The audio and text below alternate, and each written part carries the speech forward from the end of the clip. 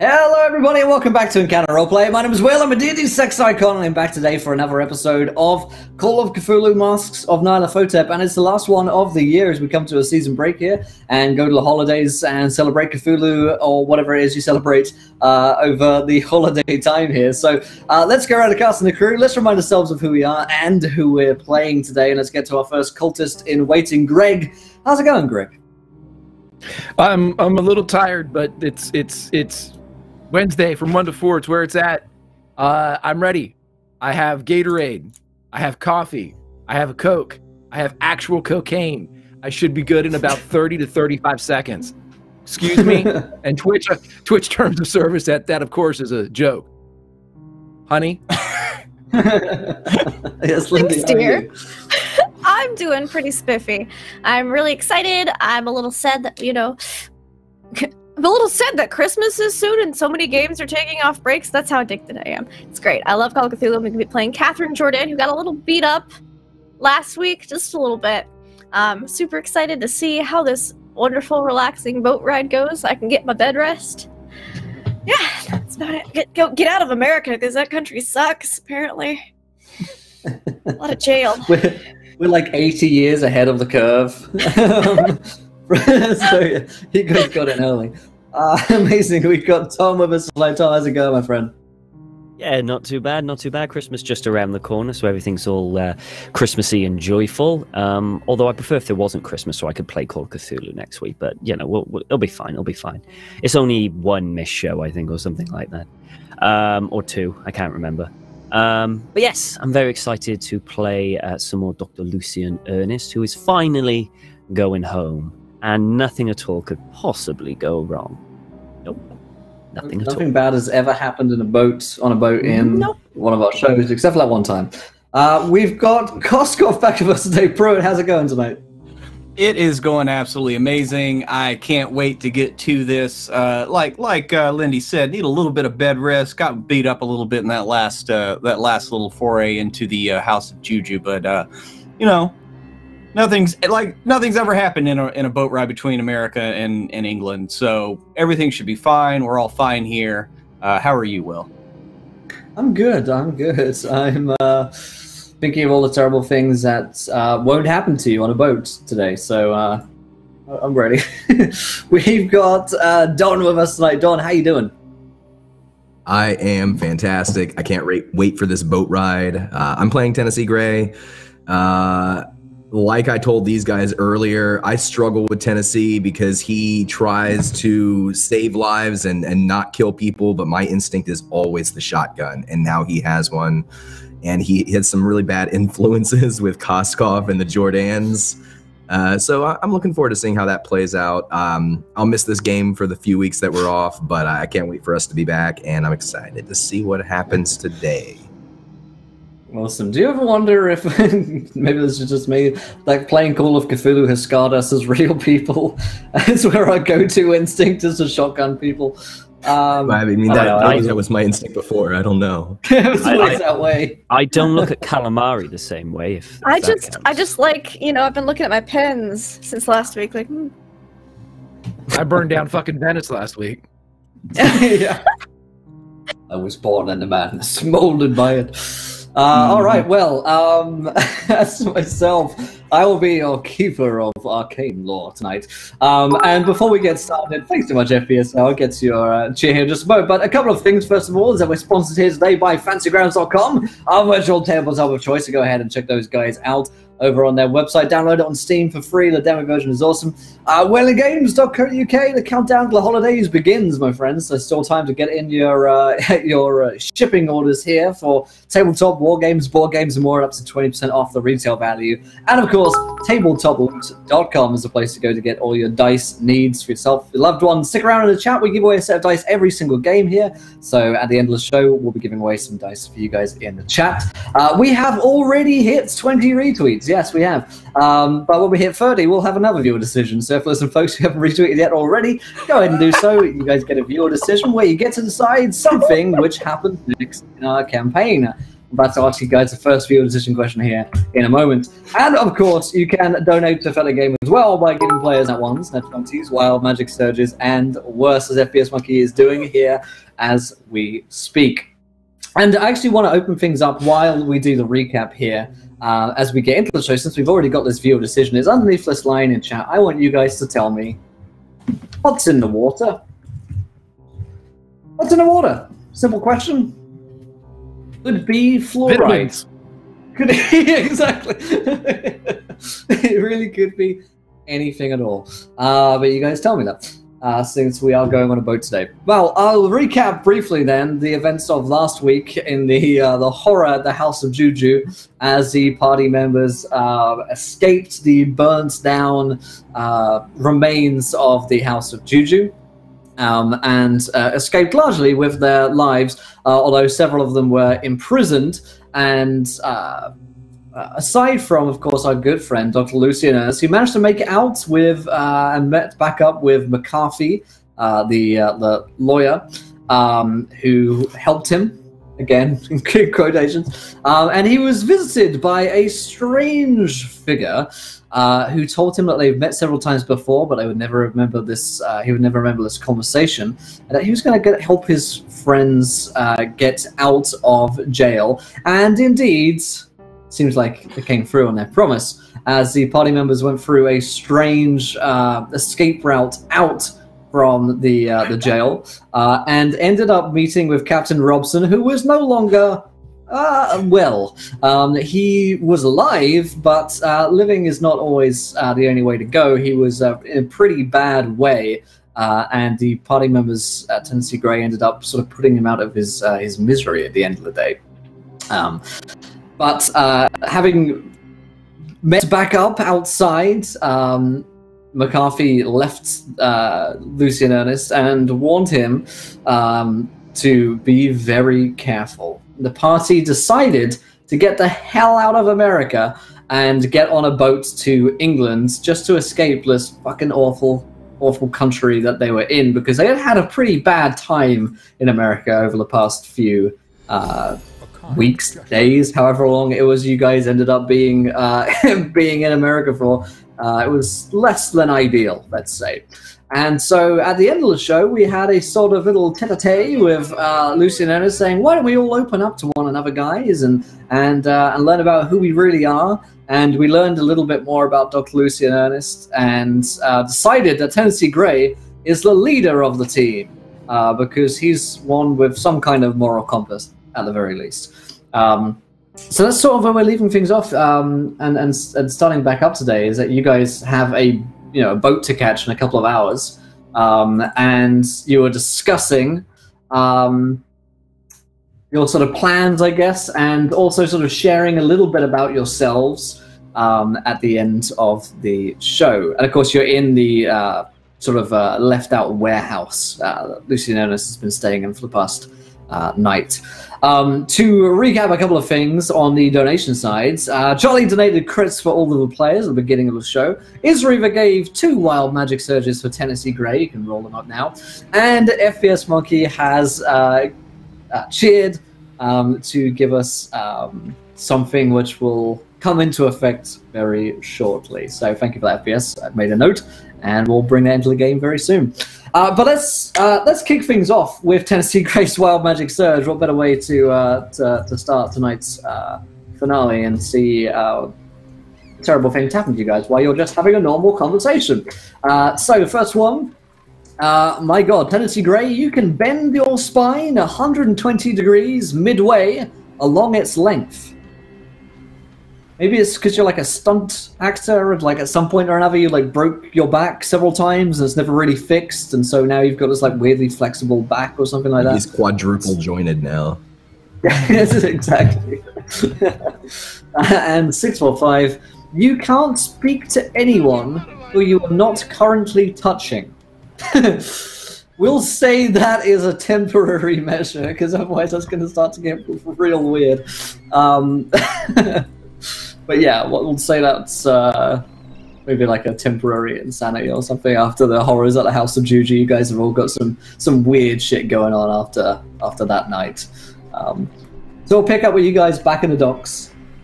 And I forget the very last thing that we were talking about, actually, but I think it was about Tennessee Gray being the sort of moral compass of the party. So what do you guys do?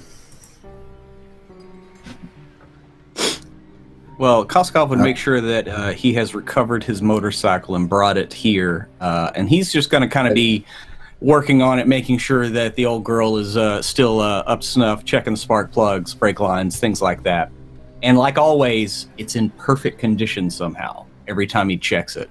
And so he's, I don't know, he kind of feels a little hollow that it doesn't really need him the way he needs her. It's actually strange when you get out to when you come back with your motorcycle. You realize that Tennessee Gray's car is also there, the one from the fire.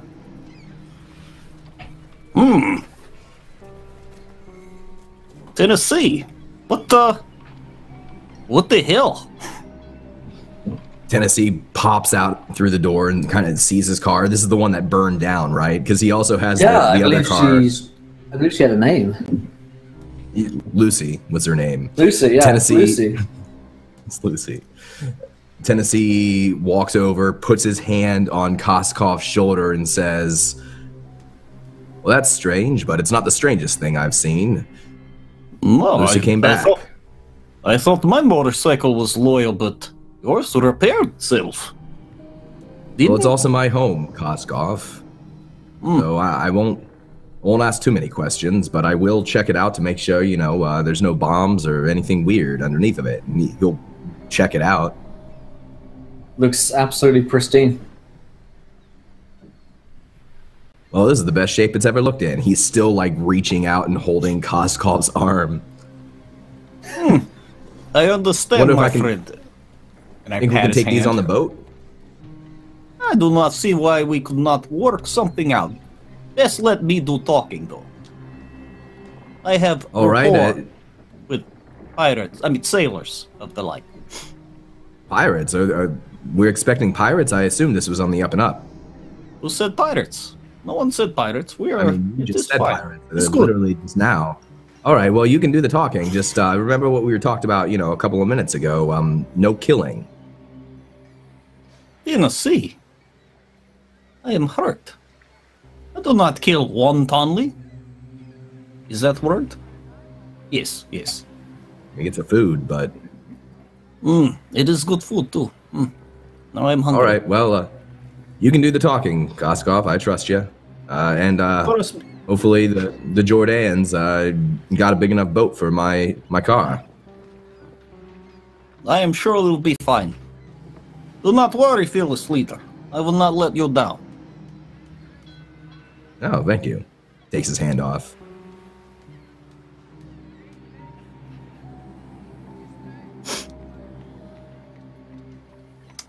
Puts his hand back on and says, "I'm going to take a nap," and he gets into his car.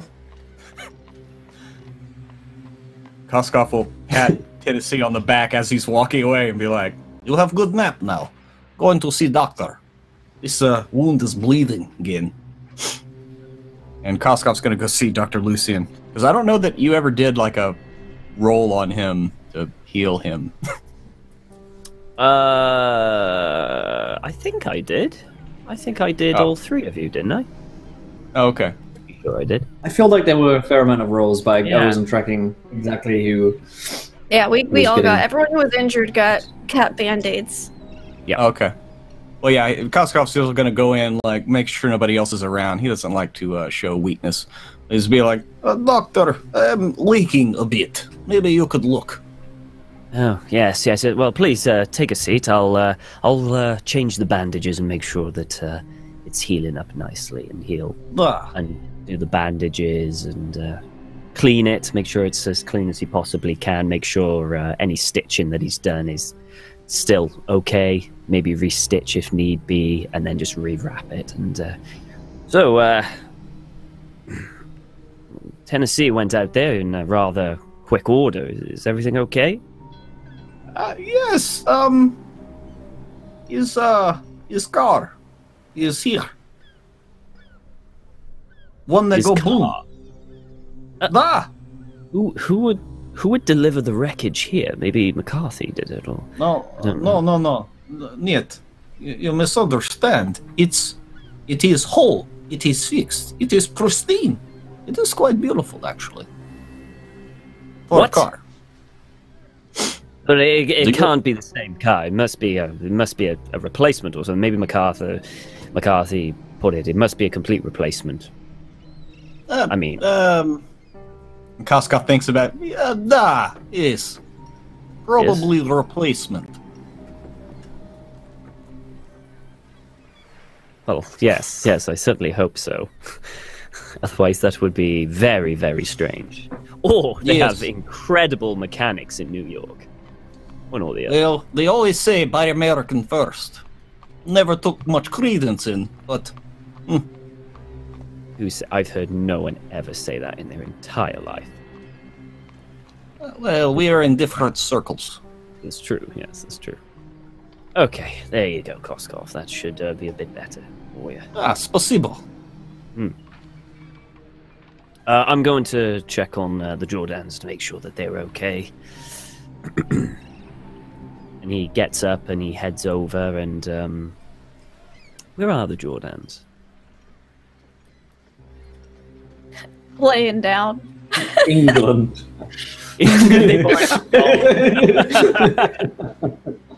And thus began the game, where in time are... Be sure to knock first, my friend.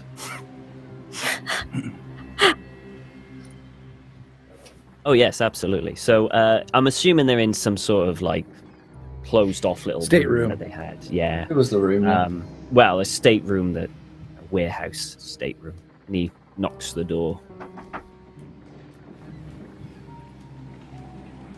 Yes?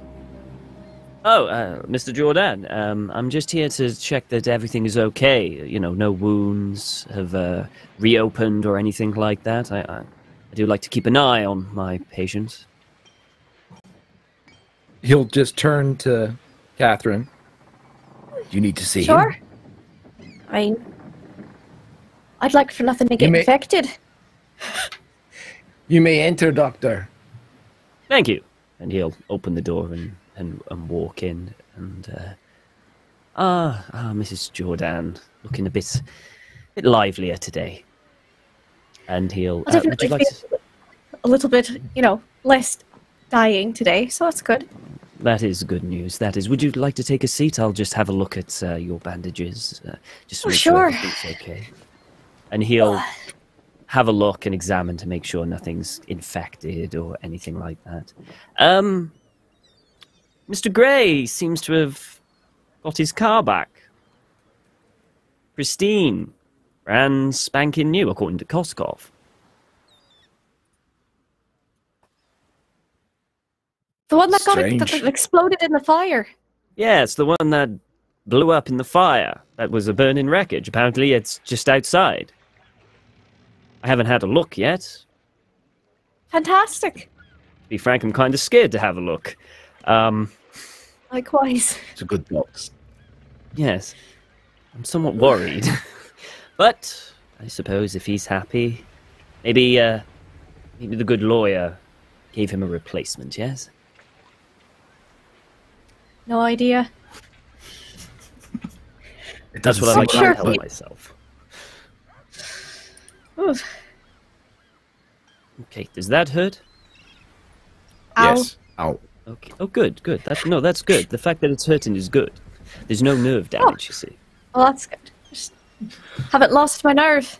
Ha. Yes, quite. And Lucian will just check them, and then once he's done, he'll kind of just hang about, I guess. He doesn't want to look outside. He doesn't want to see that car.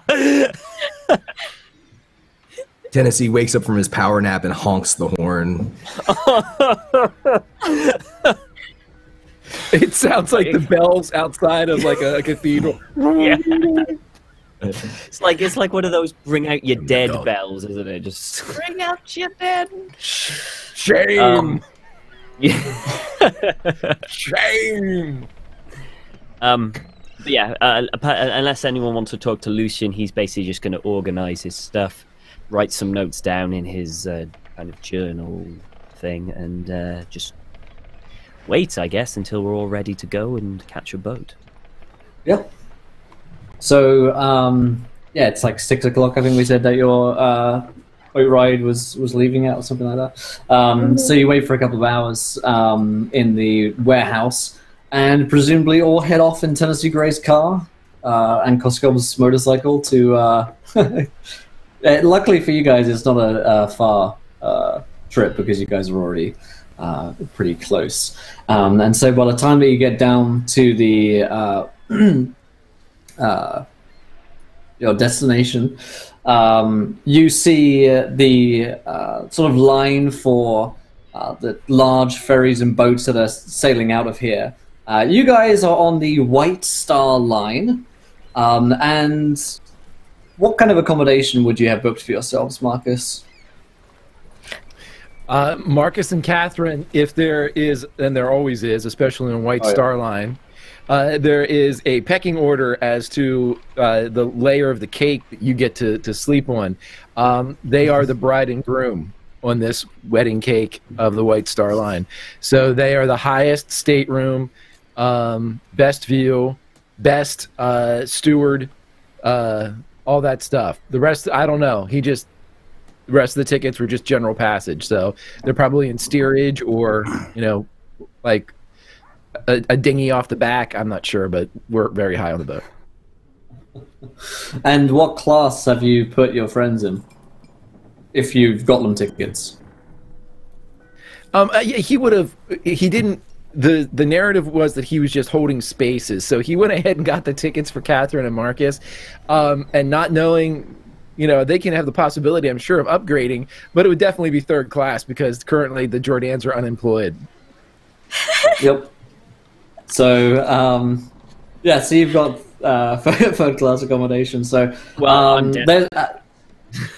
It's like a priority queue kind of deal, right? And you can load up cars and bikes and whatever it is that you need to line up to come on your voyage. Although that's probably an additional fee as well if you haven't already got that like space booked out. Like last minute, I'm bringing a car sort of deal is probably a fairly steep charge. So I guess you guys begin to line up. Yep. I would like an upgrade though. Yeah, I was going to say, Koskov is definitely looking for the person to talk to about upgrading living quarters. And Tennessee drives the car right up to the back of the line and like spins it and just hops out. It's like there's a spring in his step again. So the group of you then go about to and wait in line and have a conversation of upgrading to the to priority class. They still have a couple of places left in first class, so you guys can purchase that. You've got Koskov certainly has a high credit score, and I think Ernest is probably not too poorly off himself actually. So. You guys, it's probably like 2 hours or so boarding time all in all, and then eventually you're upon this big cruiser from the White Star Line. You're surrounded by a lot of other people who are making the journey to England as well from New York, so it's pretty packed. And you guys are heading into Southampton in England, which is your final destination. You're told it can take around 9 days, but if you get really favorable weather, it could be as little as 5. So you guys make yourselves acquainted with your rooms, and because you guys are in first class, it's beautiful. It's like the honeymoon suite for everyone. And is there anything else you guys would like to do before? Oh, one thing I should say is that there is some border control here, so everyone makes a luck roll to see if they can get Natural weapons 20, in. Although, using it. Oh wait, okay. Only weapons because I haven't got any weapons. Yep, only weapons. Oh, in that case, I'm fine. I won't use a natural 20. I'll just go through. So Koskov, he basically before he gets there, he has a place in his sidecar up underneath where he puts his like pistol and knife and everything. So he doesn't have them on him per se, but puts them up there out of sight, out of mind. Sweet. And Tennessee likewise. Yeah, has if you have a space in shotgun, the starter. yeah, if you have a shotgun, you don't have to worry about it because you don't need a firearm certificate to have a shotgun in England at this time, which is fucking ridiculous. So, good old Blighty. It's a sportsman's gun, yeah. Yeah, exactly. Yeah. Actually, it's really common where I live, actually, or where I come from, I guess nowadays, is people just fucking have shotguns around. You hear shotguns going off because everyone's a farmer, so it's like everyone just fucking has shotguns around. Terrifying. But anyway, Catherine would do what she normally does and gives all of her firearms to Marcus, and she'll just have her violin case with all her violin strings in it. Extra strings, Sweet. obvious. That's a big bag, Marcus. That's got to be a huge bag full of hood guns. Also, it's just like the American Santa. Yes, luckily I rolled a 23. So sweet. So yeah, even if you're hiding weapons or whatnot, you just make the luck roll because things get checked, or maybe the shotgun falls out of its place. I don't know. Sure. If Fantasy Grounds will let me click anything. hey guys, hey Costco, this is how you smuggle. Got a fucking 74% chance. I have a really low chance, but I got a 3. Oh. Okay, My so knives and my violin case are safe. So anyone that failed, and I think it's just Tennessee and Koskov, there's a couple of things you can do. You can pay these people off, or you can persuade them, or you can give them a... let's see, what else can you do? Yeah, it's like, or if you have like a really high social standing, like you are allowed to have weapons. They basically just ask you why you're carrying weapons into the country, and you're like, I'm going on a hunting trip to Africa, and they're like, sure. Yes, you understand. I'm going with my friend Benjamin Franklin, and like he thumbs off a little cash. Yep. Tennessee puts his hand on the face of the man checking his shotgun. He says, "Now look, I understand your concern, but perhaps you might be interested in a handful of what I've got in here." And he pulls the lockbox out that he had taken from the bottom of, with the jewelry from the bottom of Juju House, and he opens it up. He's like, "Just take a handful, son." Like you're some kind of Father Christmas figure giving children candy. You can roll me a persuade check here, because that's kind of weird. Grab a handful, son. Could I argue for a hard charm check? Sure, yeah, sure. All right. Take a handful, son.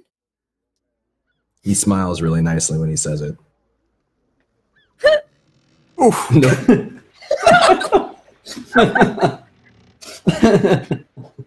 So, Jesus. yeah, so anything other than your shot, yeah, exactly 96. You know, anything other than the shotgun gets confiscated and gets put into a lockup somewhere secure. So you're gonna have to find new armaments because the guy thinks that you're strange and probably shouldn't have weapons if you're just take one of these. There you go. We've got. I think you have a shotgun that you can bring in. So that's what security looks like at this time. So there you go. Actually, and even if you have, you can probably for the future, Koskov can probably acquire firearms licenses for you legally or otherwise. They're not that difficult to come across, so that's something you could reach out to your contacts in London about, Koskov, once you reach there. But either way, you guys are aboard. And as you guys sort of get acquainted to your lodgings and set out on your voyage to England, Dr. Lucy and Ernest, you will look out of your window or out of the out on a deck back to the docks, back to New York as you're leaving, and you see dark storm clouds gathering over New York as you leave it. And for a moment, as a crash of lightning strikes, you could swear that you saw a man who looked strangely familiar to you, wearing a dark clothes and an umbrella, just held up over his head as it began to rain behind you in New York. And then the flash is gone, and he's away, and you guys are on the sea once again, and you settle into your lodgings. And like I said, it's fairly busy on the ship at any given time, but you guys are in first class, so on the upper decks it's pretty nice, honestly, and fairly quiet. And there's features like room service, and there's like a restaurant you can go to, and there's like a theater and stuff like that. So if you guys wanted to do fun activities while on the voyage, then there's plenty to get up to. Yeah, I think I think Lucian's probably going to try and do his best to relax and just try and not so much forget, but put what's happened behind him. So he'll be like attending the restaurant, going to the bar, listening to the music and entertainment. He'll be trying to immerse himself as much as he can on the ship's entertainment to, get some happiness from the past shit that was New York. Yeah, kind of the same thing with Koskov. This is where everybody discovers that Koskov is a huge fan of the theater. He watches every show, even repeats. Like, he goes and sees the same thing over and over again, just because I like to listen for the music this time. Oh, the dancing is good. Focus on that. But yes, he takes in the theater quite a bit. Interesting. And so on the first day, first sort of evening of the voyage, Costco's off to the theater. What does Tennessee Gray do? I think Tennessee would tag along with Koskov. He's just kind of biding time. He probably... wait, were we able to get our motorcycle and car onto the ship? Is that something we were able to do? Yeah, you would have paid them some money to do so, but I don't think that would be a problem for Koskov. Yeah, so I think he would probably go to the theater. Okay. And what about the Jordans?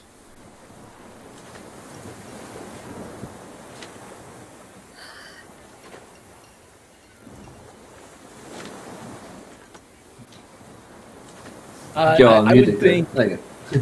I would think that Marcus would be not going out. He would be in the stateroom. He would probably be, change of clothes, perhaps a suit because of the current company. Quiet, because this is a difficult stretch for them to be able to figure out the course. And if Marcus is, if I'm being honest about Marcus is just thinking about ways to get away from these people. But as of right now, he's just kind of deferring to Catherine to see what she has to say. Catherine's probably getting a lot of rest. Just taking it nice and easy. Getting room service occasionally, and probably try to discuss with Marcus about what they want to do next now that he can't do his work, at least in America, and questionably in other countries. That was their primary source of income. She was working on their savings with the assassination, so they got money. They're not, out, but a bit of a rough spot for them. So she's just trying to chat with them about what other kind of employment would you like, that kind of thing. Just chatting about the future. The big problem that we've actually talked about is that the Jordans have plenty of money. They have just a crazy amount of cash, but you've never heard of people in their line of work being retired. There isn't there's old, Benny the Hitman. He, did all that stuff. Usually we're not allowed to retire. And so if we choose to quit, we just don't exist anymore as somebody who is still employed takes us out.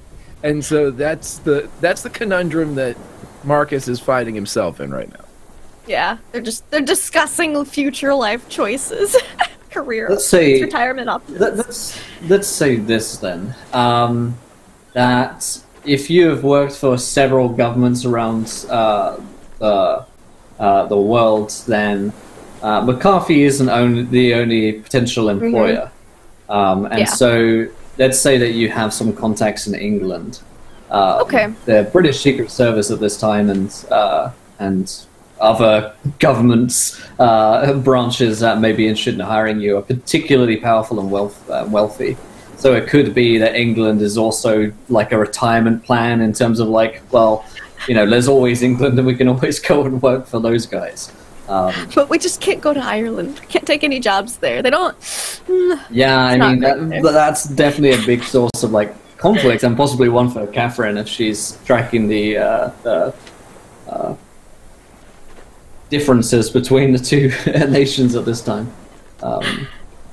But without doubt, the English would pay you far better if they were interested in hiring you. So let's say that you have a name that you could go to visit if you wanted to seek employment here in England.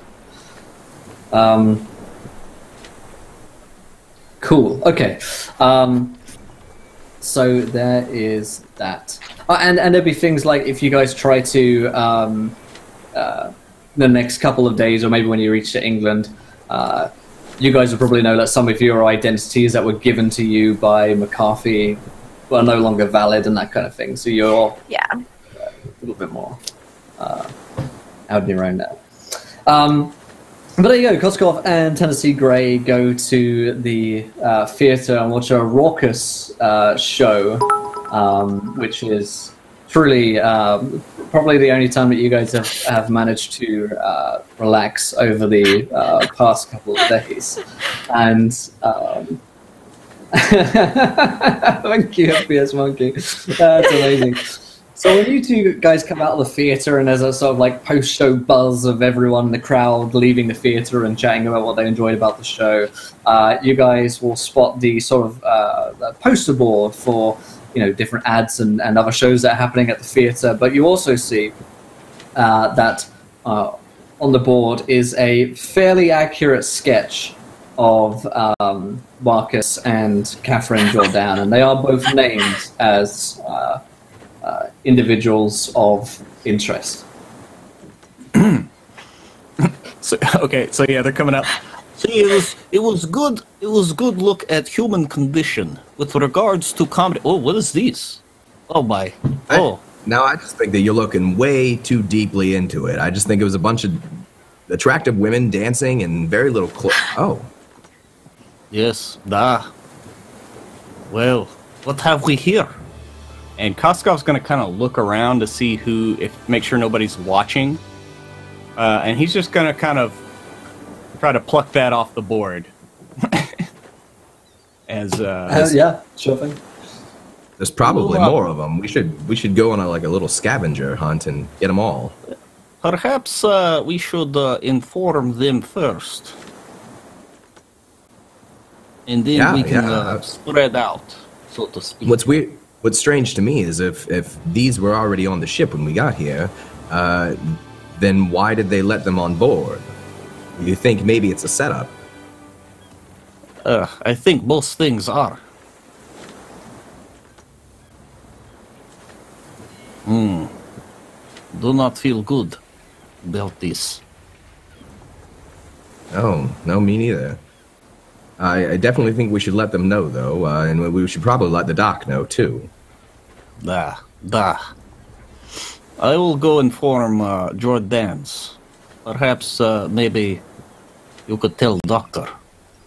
Oh, yeah. Yeah, I'll go find the doctor. Where do you want to meet up? We will meet, perhaps we should meet down in cargo hold to have a private conversation. Yeah, there's plenty of room in my car. We can all fit in there. All right.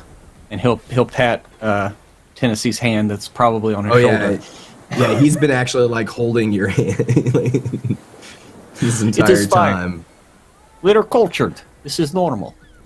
This is normal. Koskov gives him a big kiss on each cheek, and then I am off. And he goes to find the Jordans. Tennessee will go for the doc. Okay. You will probably find the Jordans first, Koskov. So let's go over that scene. You find their room. Okay, yeah. Go up and give him a knock on the door. It is room service. Haha. Cough.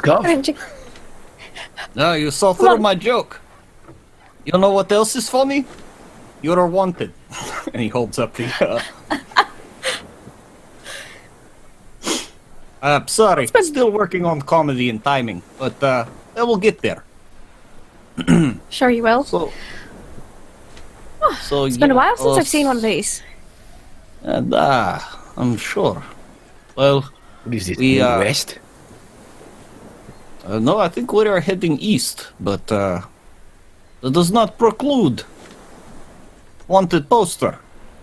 Who knows how many more, or why they let you on, or how this got here.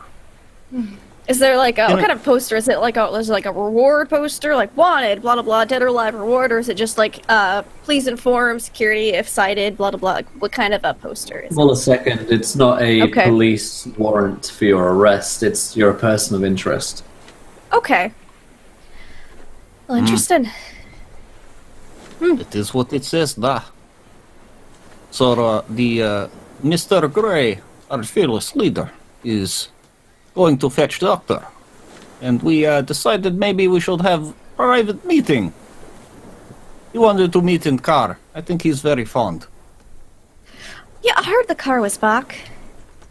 How is that? His car. How was my motorcycle back?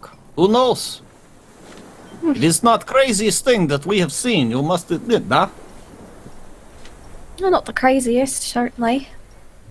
Well, All of these crazy. things happen for a reason. It is what I am coming around to. all right. Well, let me just if we've got persons of interest board, let me just get a couple things and I'll open my violin case and just grab a string, put it in my pocket, get a knife, put it in my shoe. Yep. Grab Marty a has gun, his weapons. put it in He's the never, like, waistband. Yes. Well, I will see you in cargo hold. I must go Let's and. walk with you. Oof. I'm I ready. don't know if I want to be seen with persons of interest like this, but okay. I'll put on a hat. It's a great Yeah. disguise. May I? And he reaches for the wanted poster from Cause. May I have that? Oh, by all means. Do you have a safety pin? He looks at Catherine. Of course. Oh, right here. hairpin. Oh. Thank you. He takes it, opens it up, and pins it to his shirt. I like your style. Just leave the hat here.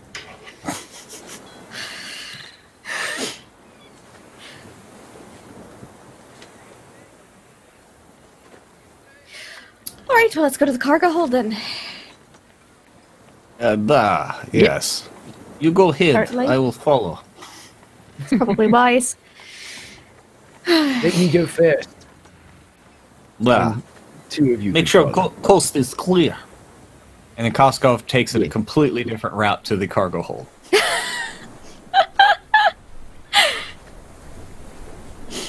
And Tennessee Gray knocks on Ernest's door at some point. Is not there. Is it? I guess Tennessee would look for Ernest. He'd Second probably bar. start with like the bar. Oh, he's at the Yeah. bar. He's at Oh, the yeah? lounge bar. Okay. Should have checked here first. He'll walk up to Ernest or Lucian and put his hand on Lucian's shoulder. Hi Doc, how are you doing? Oh, not so bad, not so bad. A nice drink, lovely music on, almost like being at home again. How are you doing? I'm fine. I just saw a show. I didn't think it was as good as Koskov thought it was, but you know, it was nice to relax for a little bit. What are you drinking? Oh, just some scotch. Would you like a drink?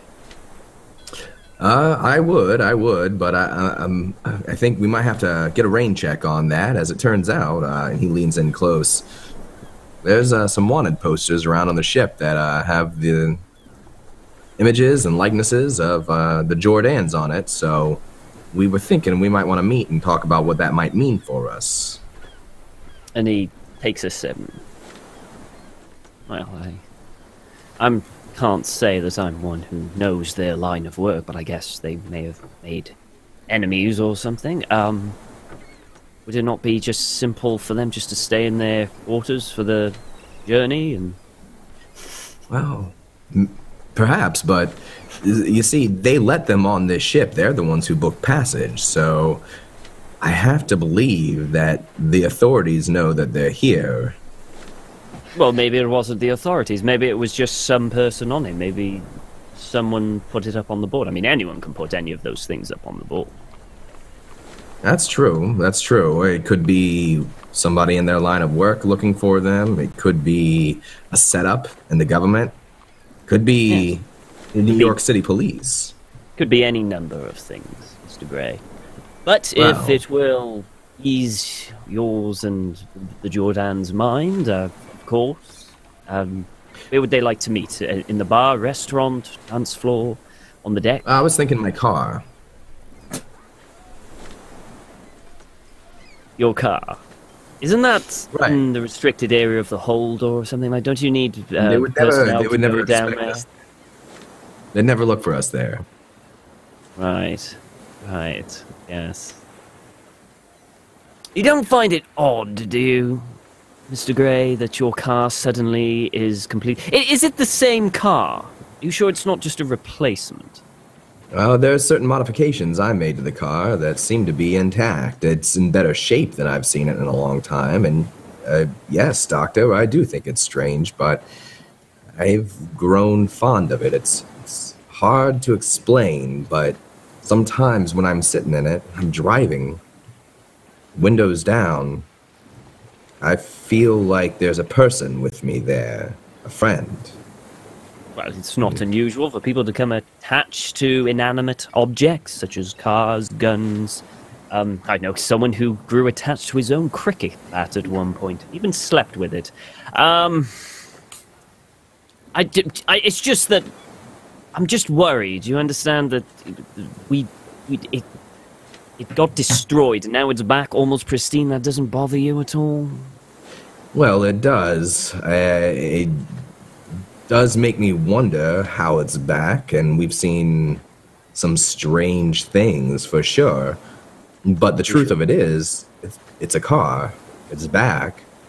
And I can't see any downside to that. Okay, well, it's your car. If you think it's safe, you know it more better than any of us. It's just, I'm pretty sure that someone may just come to collect on the favor of it being back. I just want you to be aware of that, just in case. Well, I'm not letting anything happen to it ever again. Not after what the Jordans did. Oh, yes. I'll have to pry it out of my cold, dead fingers. Yes. The wheel. Okay. Okay, well, and he takes one last big gulp. To the car, then. To the car. All right. Well, let's go, Doc. And let's keep an eye out as we're going. Make sure no one's following us. Because like I said, this entire thing smells like a trap. Oh, okay, sure. No problem. I'll keep my eyes peeled. Okay. We will go to the car. we meet back then with the whole team in the back of Tennessee Cray's car. Just about big enough to fit the group of you. I think it's like a hard cut to this really awkwardly cramped scene with all of you. It's like shoved into the back. Oh, and thanks to FPS, everybody can roll a sanity check for being in the car. I'm using I should have said I didn't get in the car. I will gladly roll the sanity check, but he's not in the car. He's like outside the car smoking a cigarette. I'll roll. Okay, if you're not in the car, you're alright. Being in the car. I'm okay. I'm sitting like the door's open and I'm sitting in it, but like I'm not. Just sitting in the car, you can roll me a sanity check. You'll wheeze your way out of this because you don't have to be sitting in it. Okay, to be clear, I'm sitting not in the shotgun. car. I'm not in the car, but I succeeded on the sanity check, so I rolled as if I were in the car. But narratively, I'm not in the car because I hate the fucking car.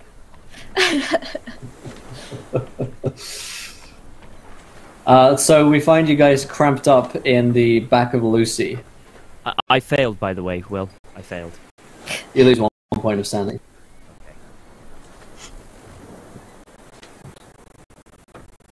And before we got there, by the way, I went over to Katya, which is the name of my motorcycle, and retrieved all my weapons.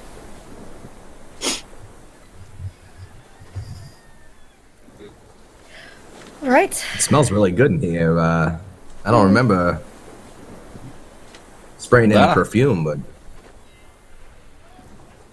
Smells like one of my French girls that I used to know. Huh. Could we just get this over with? I'd rather not stay down here. And... right. So what's the plan? Do we think they're after you? Jordans, do you know anything about that poster? This? No. Why are you wearing it on We your... had law. They're gonna see you. Thanks, Tennessee. I hope they do, because if they see me, they don't see my wife. And someone could say to me, isn't that you on that poster? And I could say, my God, you're right. Who put these up? And then perhaps I could get to the bottom or the top or the middle of something. Instead of walking around here, I'm sure this isn't the only poster. Who spends the trouble to make up one poster? Very It true. does seem like large effort for a small return. Does it actually say Marcus and Catherine Jordan on it? Did you order your rooms under your name? No. We have a In that service that... I'm a diplomat. They just put it away for 2 diplomats to be able to travel. We don't give names. This is... In that Thank case, you, Doctor. the solution is simple. You stay in your quarters until the end of the journey. Done. Simple. They don't know where you are. They don't know what room you're in. They can't see you. They can't find you. Done. Yes? That's one possible alternative. The other is, in a ship that was not supposed to have Marcus and Catherine Jordan, there are posters up everywhere asking for Marcus and Catherine Jordan. Something tells me that they probably know we're here, Doctor. Do you think perhaps your service no longer needs your services? We're going to find that out. Well, And what exactly do you plan on doing once you find whomever knows you're here or might confront you about it? Well, it depends on what they're wanting, what they're after. Might play a little violin. My wife has that- been injured. Why would you... I intend to make the buoyancy of this boat a tad lighter. Unless they're just like after taxes or something. Which we paid our taxes, right? Like, Oh, We what- file February? them. We never pay them. oh, that's true. That's right. It's filing them that's important. see, now let me tell you something. This is how they get you, Mr. and Mrs. Jordan. You must take care of little things so you can get away with big things. So they got Elliot Alright. Ness.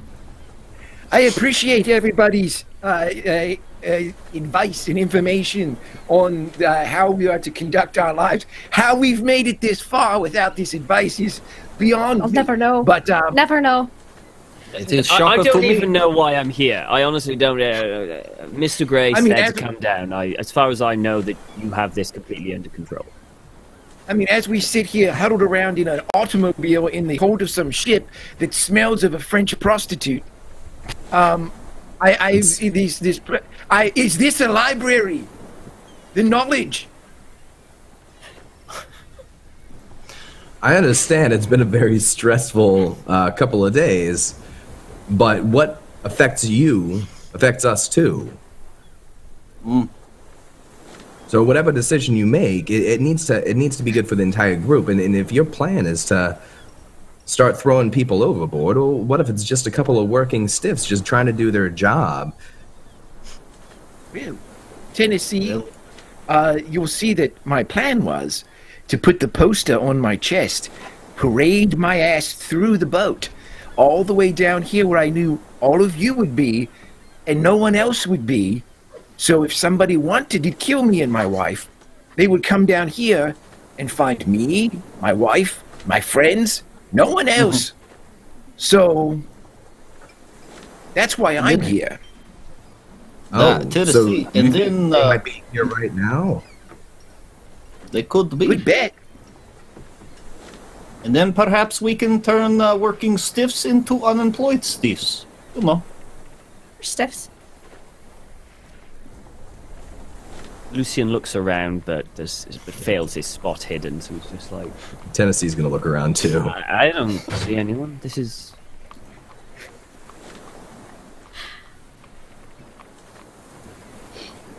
Yeah, a success. Mm-hmm. There's a gentleman smoking a cigarette who's been glancing your way every now and again. He's up against a column.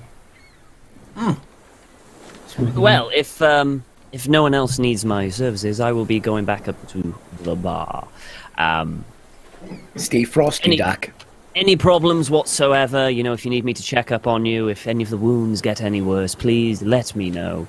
But check my room or the bar. I'll probably be there somewhere. Sorry. Good day. And Lucian's going to get up and just walk out. In Lucian's mind, the Jordans have got this. This isn't the first time, probably. They've got this, you know. Yeah, I think maybe the doc has the right idea. If for whatever it's worth, there's a fellow over there that's watching us. I don't know. He could just be watching us, but perhaps we should all go our separate ways again. Oh, as long as I have your car between him and me, we'll be fine. Now look here, Marcus. You already caught my car on fire once and doused it in kerosene. Voila!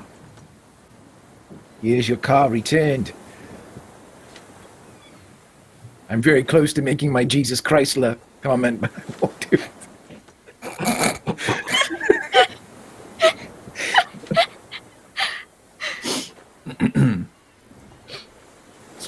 All right. Well, I'm gonna go, and I would appreciate it if everyone would exit the car. And whatever happens, whatever you have to do, I don't want to know about it. And I would very much prefer you to not involve my car in whatever you have planned. Your preferences have been made known. Yes. We will take it into consideration, fearless leader. And Koskov will exit the car, but wait for Tennessee to leave before talking to the Jordans again. Yeah, Tennessee goes. He's gonna follow in the direction of the doctor towards the bar, but he's gonna like look over his shoulder several times, back at his car. And when he looks back at his car, all he sees is Marcus's hand on the back window as he waves goodbye.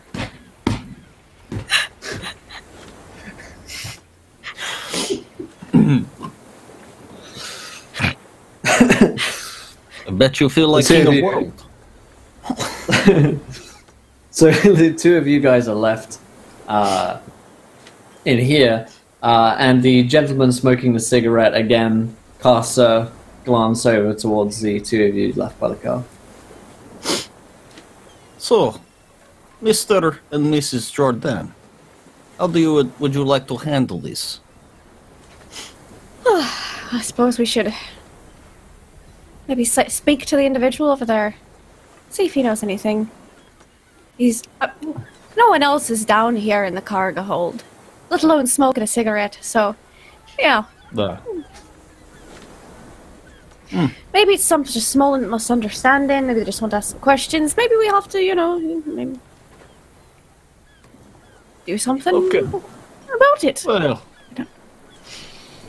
I know you can take care of self, but if you need my particular set of skills, they are at your disposal. Thank you, Koskov. You're appreciated and welcome. definitely. Especially since I'm not quite feeling 100% yet. So. Blah. You have seen better, but I'm pretty sure you have seen worse. So. It's very true. Alright. Well. Marcus, you gonna talk to the fellow, or should I? You've got the poster.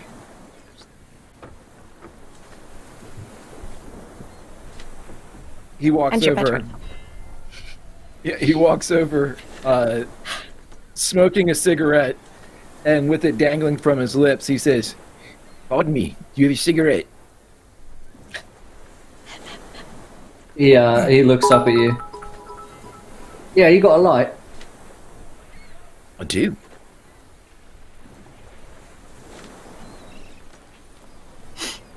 Sweet. He reaches quickly for the light and brushes the poster pinned to his chest as he brings it up and lights it for the gentleman.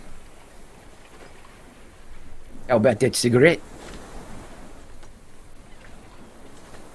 He hands you a cigarette from a case as he looks down at the sign. Are you an S sign?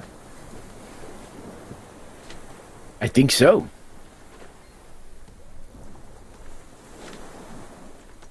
Well, fuck. Better come with me then, yeah.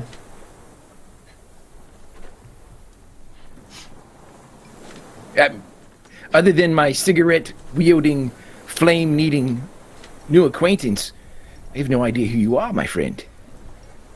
That's how it all works, isn't it? No, it's not how it We're works in at a all. fucking car park, mate. On a fucking ship to England. Mm-hmm. And we're both So smoking cigarettes. You've got a light, I've got a fag. Yes, yes. You want what I'm selling? So it's a matter of occupation. You'd say This that, is I a guess, professional yeah. setting. This is our office, is it not? Yeah. My fucking secretary's office, this is. Got my own place. Well, So, we are at an impasse. what's You that? wish to take me, I do not wish to go. So, my suggestion is, instead of killing one another, perhaps we can share information as professionals. Fucking hell, mate. Why you got to kill people? I don't know. Because when somebody tries to take me against my will, I tend to react violently. Take you against your fucking will, mate. Who said anything about that? Said you better come with me, ain't you? That's what you said, yes. And I said I didn't wish to go. You're a funny one. That's all right, mate. If Listen- you don't want to go, then you don't want to go. That's, you know. Is that how it works? I'm allowed to mate. refuse you here in your office? Yeah, mate. I've got office hours, isn't it? I didn't know if it was end of day for you. I'm working a shift right now, but don't have to be, you know. Now see, this little code that we're talking here in the bowels of a ship where no one else is listening. Yes, okay, so now we're getting somewhere.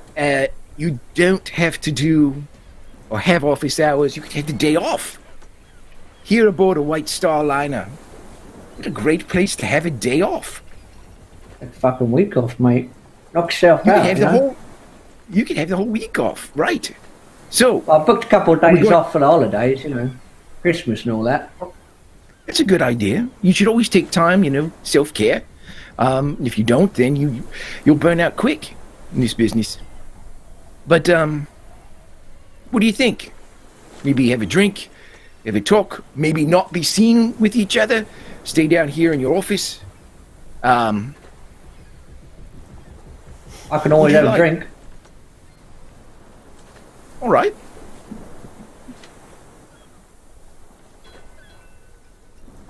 If you want to chat, that is. Oh, I'd prefer it to the alternative, which is you taking me or me reacting violently or... Mate, if you don't want to chat, I'll just fuck off, you know? Confusing. Me saying you better come with me ain't me saying I'm gonna fucking kill you. What kind of savage do you think I am? I don't think you're a savage. I think you're an opportunist.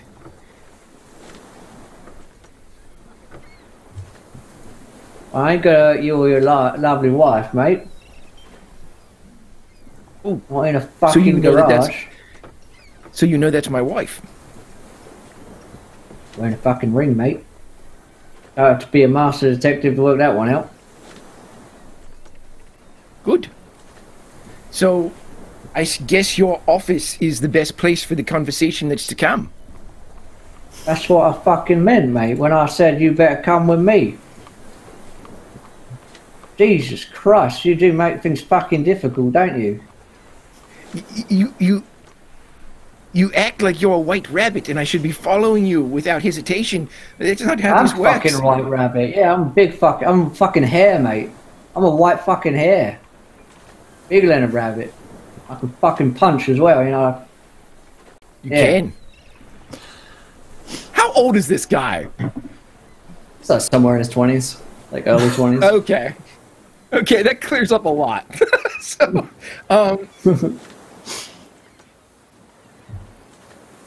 right.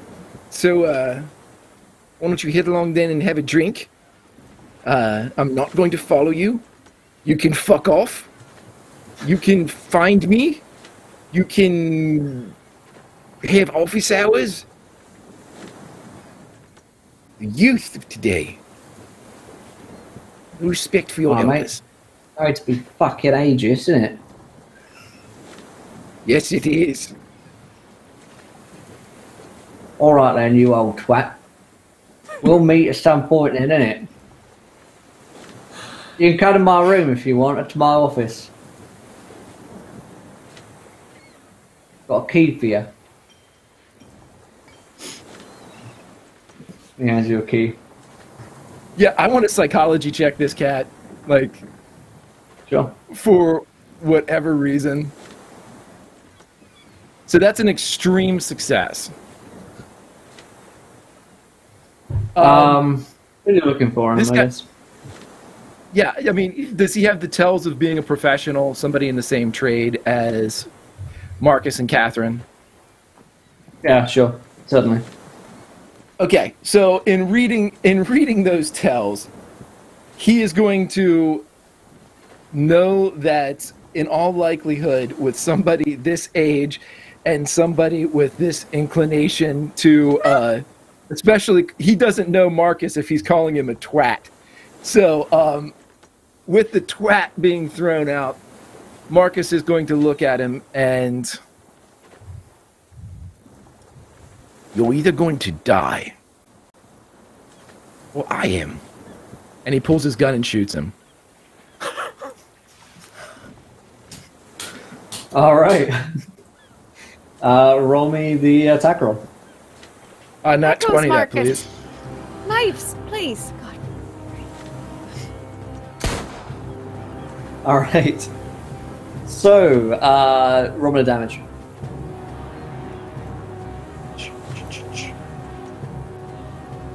So that would be 8.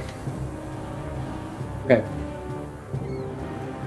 You shoot and the I'm guy. assuming that doesn't kill him, right? Correct. Yeah. You shoot him. He looks down at the wound in his chest. Fucking hell! What did you do that for? Whacked.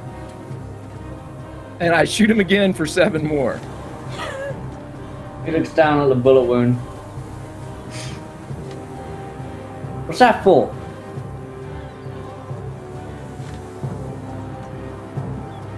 No one calls someone else a twat unless they think they can take a shot.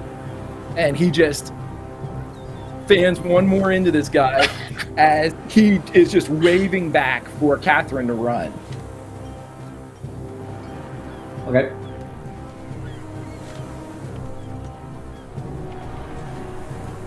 So that's 7, 7, 14, original 8, 22 total. You shoot this guy 3 times. He doesn't seem to move when you shoot him. It's almost... The bullets go into him, but there's no blood. And he seems quite indignant at the fact that you shot him. Fuck me then. Yeah, That's Mark's going to gonna be be. moving back. I'll see you around. Whack. He turns and walks away.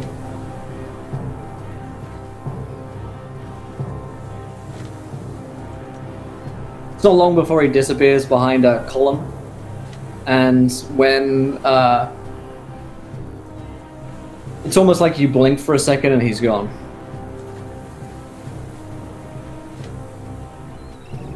So You settle back into the quiet of the... You also actually notice, one thing that you notice is that the shells are also on the floor now. As though they never went into his body. You could swear you sort of saw a ghost. Okay, Will, I've never asked for this before, but I need to... May I roll a sanity check for Marcus? Yeah, sure.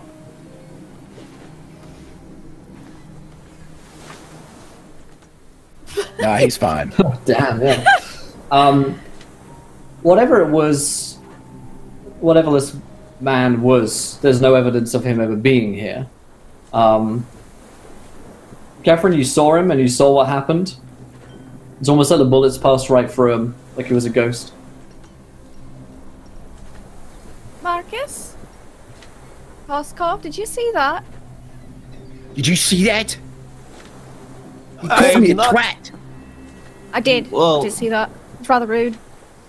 I mean, it is rude, but you know, they could pick better words to curse you with. Just saying. Called me a But fucking twat. I heard that one too. But you are not concerned with the bullets that did not actually go into the person that you shot them into. That That's what I'm seems to be most concerned believe about. that it's been Secondly, buried. concerned about the twat comment, but Twat! yeah, I know, dear. But the bullets, not hitting or but going on weird bullet things. I like it when the bullets work. Yes, And- me too. and Why didn't the Koskov- bullets work?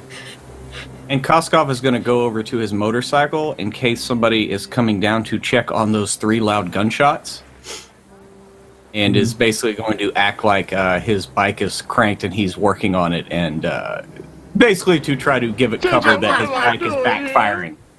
Gotcha. Is what he's planning on doing in case somebody does come. Catherine will pick up the bullet, the shells. Is there a sign of like them impacting like the metal beam behind him, or like they just completely went through and hit the beam, or are they just laying there as if they were held and then dropped? They went in and stopped and dropped, right? Yeah, they Yeah. went and stopped and dropped. Collected. That's more From disconcerting. afar, it looked like they never really went into him. Marcus is close enough to see where the bullet sort of went in. He sort of looked down at it, and then he was gone. This is very disconcerting. No one seems to be running down here. Okay. That is quite unsettling. 3 gunshots, no one responds. 3 gunshots, someone does not die. Yeah, it's fucking weird, isn't it, mate? There's a voice from right behind you. It's the same young man, still smoking a cigarette. Equally as Okay, indignant from- as before. From right He's like behind right me. behind you. Yeah. Yeah, I'm sorry, but Koskov would turn around and try to punch him in the face. Is that... No, that doesn't happen. I mean, Roll me like, the attack roll. with the moneymaker. Are you kidding? Or am I gonna fail at everything? Okay, so, yeah, miss. Yeah, you swing and he sort of pulls back for a moment. Seriously, He moves Google? with like a speed like you've never seen. It's not good idea to sneak up on people. Usually works out alright, innit?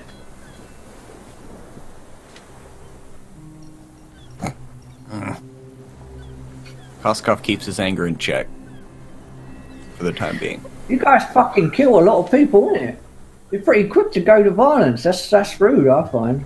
Hey, you lot, ain't I? What have I done to you lot? Marcus really hates that word. What was it you were wanting to talk about in your office, per se? Call him a cunt instead. Well, whatever you want to shout I'm about, gonna really. fucking try to kill him again. Marcus?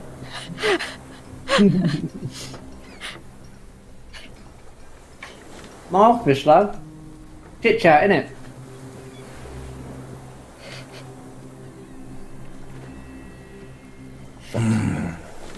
Shit. Perhaps we should have conversation. That's what I'm thinking. I've got a flask. Maybe we fucking should, mate. Maybe we fucking should. I only took 10 fucking minutes. Should have been talking to you the whole time, shouldn't I? Perhaps. And Koskov is like kind of like currently like thumbing the butt of his gun under his coat that he knows like it has some kind of special property about it, but he's not sure what it is. But he's like, he's not gonna pull that out just yet. So, Jordans, do you want to talk? Or shall we shoot Nope. more? I think talking's a good idea. I don't want to talk to him no more. He fucking shot me, innit? Well, apparently he didn't. You should I mean, teach me trying, that it's trick. basically the same as shooting me. It's intention, innit? This is true, but semantics are for another day.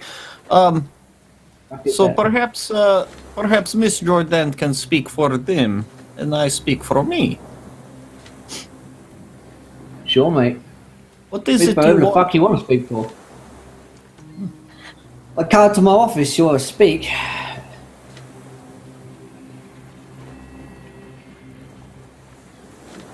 And Where's your Koskov kind of office? looks over.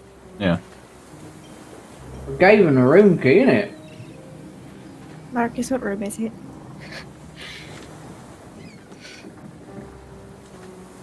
I don't care what room it is. I'll get new fucking keys cut then. They don't make many of those. Did he give him a key? I don't remember taking a key. Yeah, Yeah, he offered you a key. Oh, then Marcus just drops it on the fucking ground. There's your key. This is all I can There it do. is. I'm indignant. Pissed.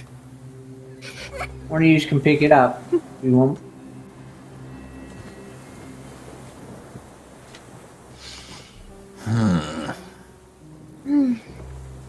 Listen, mate, must- if I wanted to fucking kill you, don't you think that I would have fucking killed you, seeing as you can't kill me?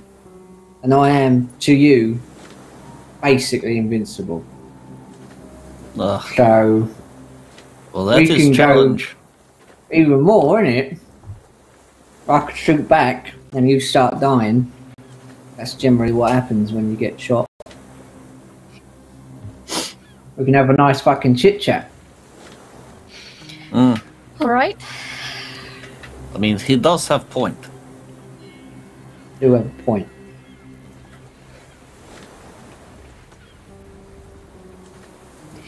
And does Alright. Miss Jordan go for the key? Yeah, Miss Jordan, Catherine, Miss Jordan will take the key.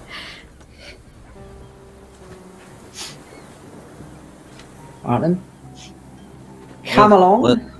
Why don't you lead the way? Come, all ye, be faithful. And he starts heading through the garage. He's got a real swagger to his step. I'll bet he does. Mm-hmm. Punk. Yeah, Koskov will kind of look at the Jordans like, and then he'll turn and start following the guy. Marcus staying behind. No, because Catherine's not. So he will follow. The angry follow. Yeah, he's only going because Catherine's going. But he recognizes a big dick swagger because the guy's invincible, and that's what he's going with. It's true.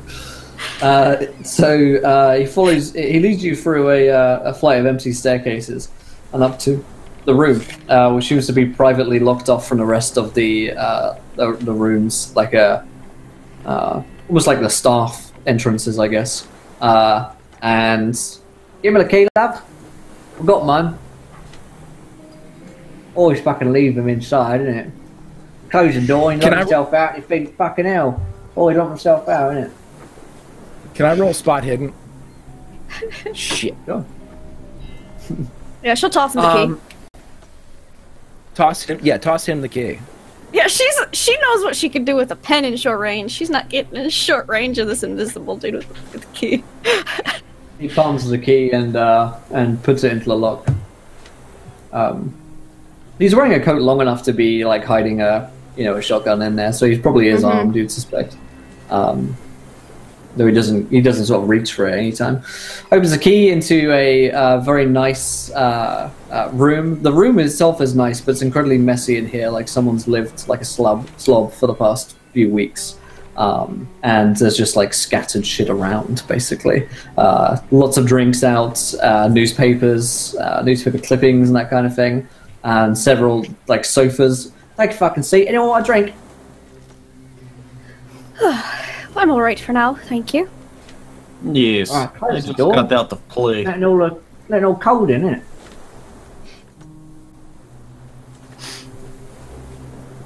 My doctor Fair told me enough. not to stay off the alcohol for a little bit until this heals up a bit. This shit doctor. Fucking hell. He starts pouring himself a drink. And takes a large gulp. So what is it we're talking about? You tell us?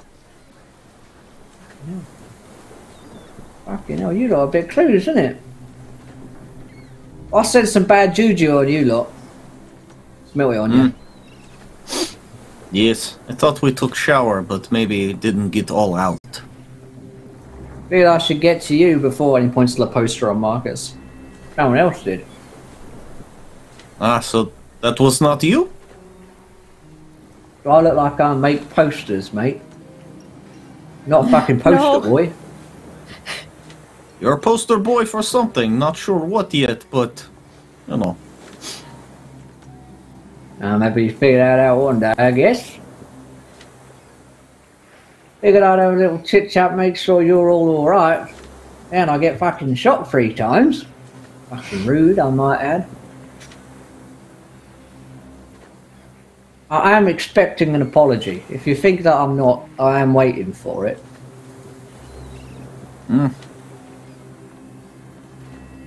Catherine, she's just sitting next to Marcus on like whatever little couch. She kind of just like jabs him in the ribs a little bit. Like, eh.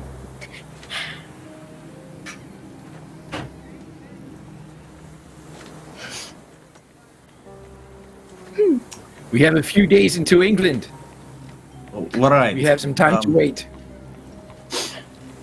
So why don't we put pin in apology and continue with conversation with agreement that we will wrap back around to apology when we are done with conversation. He needs a few sounds minutes like to a bit. cool I down. don't agree with that at all. Alright then. So what you guys been looking to do in England then? See sights, a clock, there is bridge I hear, and a river. But other than that, I'm not sure. Do you have any suggestions? I'd go to the fucking clock, mate. That Big Ben. It's called Big Ben for a reason. Fucking big. I would hope so. Fuck off clock tower in the centre of a place. You think, fucking hell, how long would that take to build? Is it even worth it? You get fucking watches nowadays, isn't it? You get your yes, fucking it's- watch instead. You look up at this giant cock in the middle of London and think, well, bit of waste really, but there you go. Such is life. Every civilization has their phallic symbols, yes. It's true. Yeah, I guess that is true. You got the fucking pyramids in it. You got all that shit in Peru and whatnot. Big fuck off pyramid cocks. Yes, You're all Peru. sitting there, aren't you? I have heard they are good, yeah. You seem to be well informed, my friend. Well, I knew a mate of mine who went there. Jackson Elias, you guys know him. He's fucking dead now. God rest his soul. And how did you Died in know the that? room in Chelsea Hotel. That is You what I guys are all hear. there, aren't you? Well, strictly speaking, I was not there, but I did arrive shortly thereafter. Heard the aftermath was terrible. Yeah, part of the Cultists. fucking brickwork fell on one guy. Absolutely fucking nailed him. I saw the body. Messy shit. Real gory. Fucking nice. Oh, Jackson, though, he got pretty fucked up, didn't he?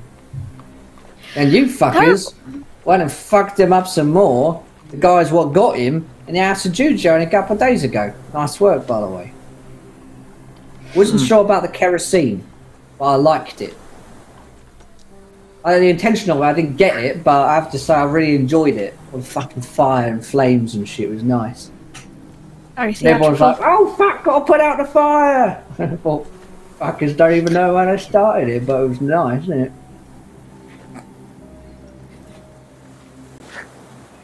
And now fucking Robson's dead. Has got anything to do with that? I mean, I know you fucking probably do. If you all escape the same day that Robson gets fucked. They Regrettably, always I was want not. to buckle my fucking shoe. What's that all about then? Fucking malarkey is what it is. Fucking weird, isn't it? I do Very agree strange. there, my friend. Don't like it one bit. This children's rhyme. It is a tad unsettling. Yeah. And settling. That's the word. Have you Unsettles been me. Have you been seeing this in other places? Just so happens I have. Now we are getting to heart of matter. Yes, we fucking are. See, down in my town, Landing, we've been seeing a fucking weird stuff going on there as well. So I thought, who better to talk about the weird shit than the weirdos? Get myself on a little boat, I fuck off all the way to fucking New York to talk to you lot, then you fucking shoot me. Fucking rude is what that is, but we'll get to the apology soon. Anyways, I was thinking you'd be interested in knowing that fucking shoes have been buckled over in London town as well. And whereabouts in London town have shoes been buckled? Soho, Chinatown.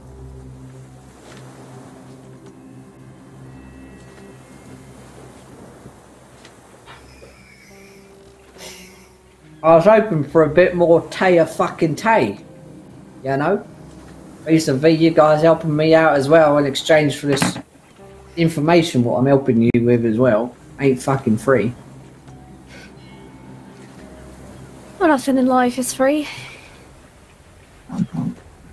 Regrettably. This Yeah. is true. What were you wanting from us? You fucking help me is what I want. We fucking look into it. Get to the heart of the fucking issue. You know? You guys fucked up one bunch of weirdos. I want you to fuck up my bunch of fuckos in my town. And whoever the fuck's organising them. Perhaps we could be amenable to this arrangement. But I do not like having business unless I know who I'm having business with. What can I call you, sir? Call me the white fucking hair, mate. The white hair. Yeah, I like that.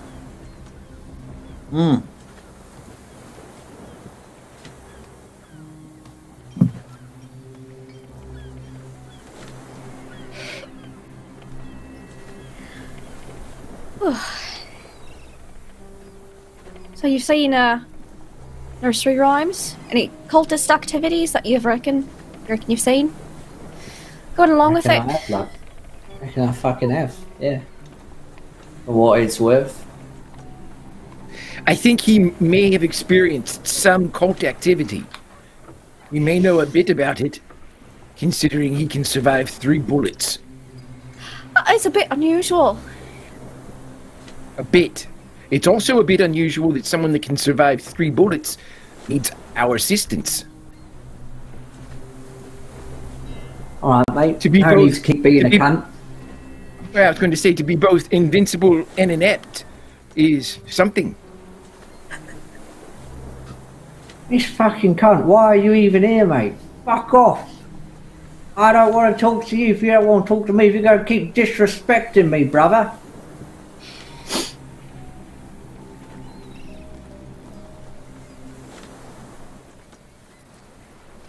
Don't you fucking say anything.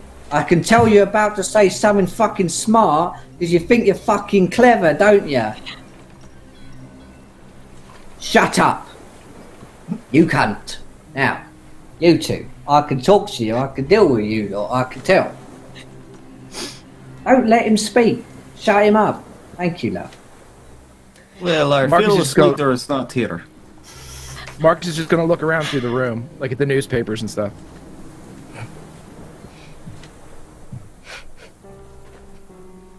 I know you lot are out of work. So you know There the you kind go. of work. Yes, I know what fucking work you're in, love. I'm a fucking ghost that can take bullets. I know who you are. Apparently. Alright then. Do you know if my one of my brothers is doing any work in London this time of year? Since you seem to know so much about me. I don't know, mate. I haven't looked into your fucking brother, have I? Alright. Just curious. Similar type of work as I do. Wasn't sure if you were keeping tabs on everything. Me in spell particular, witnesses. no. But the rest of the British fucking Secret Service, love, I imagine they are.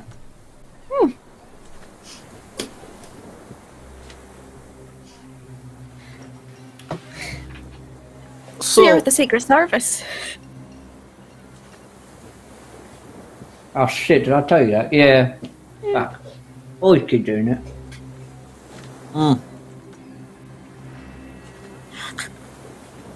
By the way, Will, I rolled a 22 psychology just for straight bullshit.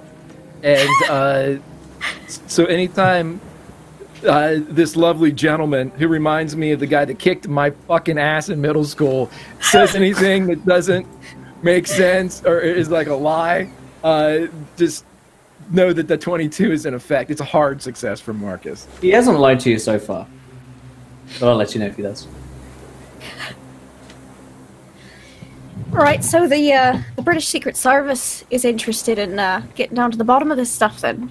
So that's what it is. You're not an independent contractor. There it is. Right. Well, that changes things a little bit then. Last time I worked for an Why do you independent think- contractor. Well, met Marcus. Okay. It was a very interesting job.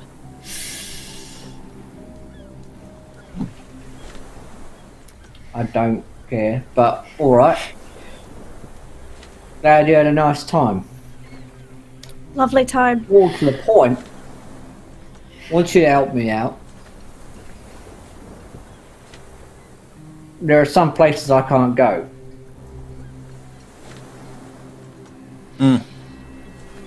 See, being what I am, who I am, means I can't get in certain places. There are things you can do to stop people like me from getting in the places we want to go. It's very Luckily, true. this place ain't watered. If fuck around. America. Fucking easy, mate. Hate walk. bah, People that I want to get in contact with, the houses I want to go into, not so easy. So I have a bunch of random fuckos from America and beyond who visited Peru. fucked up the cult of the bloody tongue in New York. I think to myself, well, I might be reasonable people. Stupid fucking me to think that. Maybe I could talk to them. Maybe they'll help me out. In exchange for, I don't know, what the fuck it is you want. Secret Service got benefits, isn't it? Does indeed. We've just dealt with a lot in New York. Called the Bloody Tongue, Peru. Stuff's been following us. Bit paranoid. So, forgive any... Someone like you don't get to be paranoid. You've been paranoid all your life, love. Well, there's different levels of paranoia, isn't there? Guess so. So what is it you want then? See my fucking papers?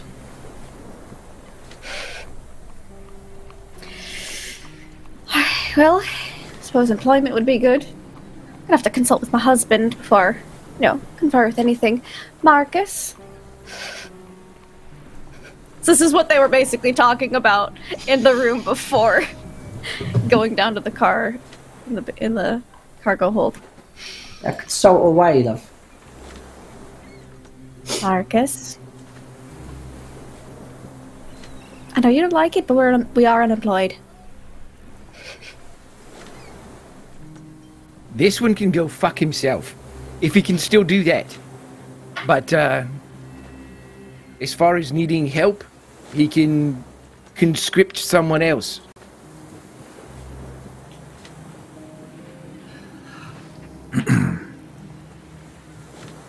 Marcus. Fuck you too, mate. I don't need all of you.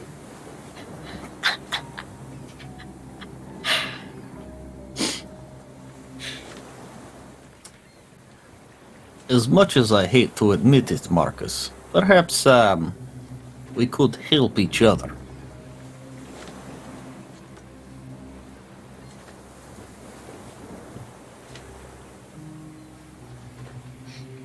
Goskov, I'm not sure exactly what you would like me to say here. As Well, this is a safe, silent, messy room of some prepubescent fucking ghost without an ounce of respect or politeness in his tiny cock. So, I'm done. I will not work Words for this hurt, mate. shit. You know that, right? I do have feelings.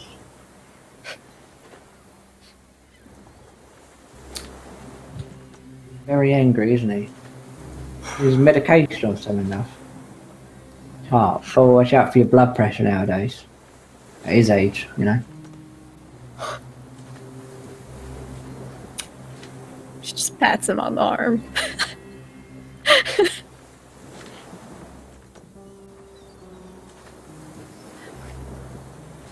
Rusky, you look like you might be up for it.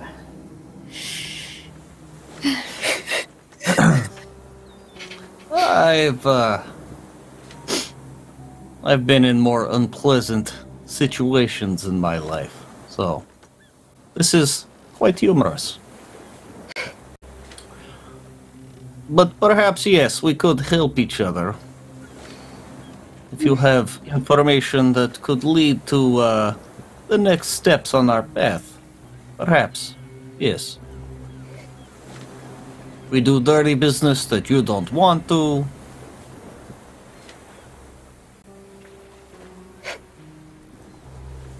Dirty business. I like that. Fair enough. Since that sounds like what you are asking. It's not gonna be fucking clean, I'll be honest. Well, perhaps you are used to dealing with less professionals. Maybe so. You two are pretty fucking professional. What Well, about you, love? She kind of looks over at Marcus, who I'm assuming is just fuming.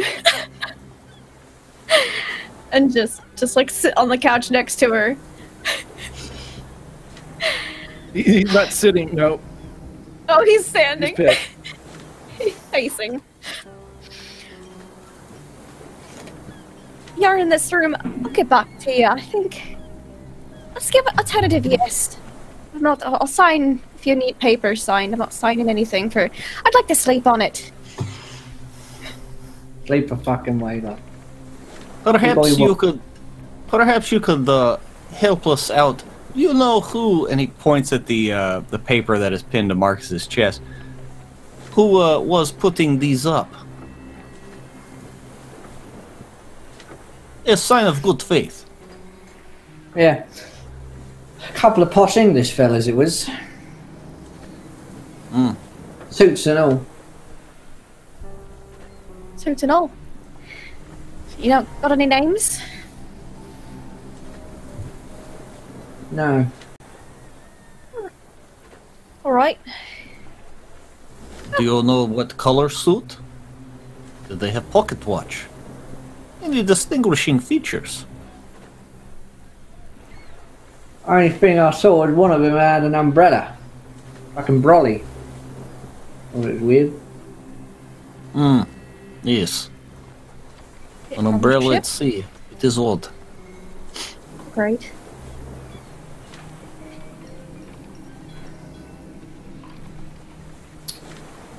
Always be Well. prepared. I'll rest your friends as well, if you want. Come visit me anytime. You got the key. Don't really lock the place, except when I lock myself out. Come visit anytime. Alright then. Thank you for your hospitality. Mr. White-Hare. Sorry about any misunderstandings initially. Just a bit on edge is all. On edge? Okay, now I've got to redefine what on edge is. Perhaps just a bit. Fucking war. Old people these days, no respect. Catherine's gonna stand up, kind of like take Marcus's arm, and go, I think I'm gonna take a bit of a lie down now. You know, think about your offer. It's very tempting. Maybe check on the doctor a bit. Have a lovely day. She's gonna usher Marcus out. Careful now. Gonna rain soon. We will look for men with umbrella then. Good idea. Marcus decides against starting a fire with all the liquor in the newspapers that he had been arranging, and instead leaves. Later, buddy.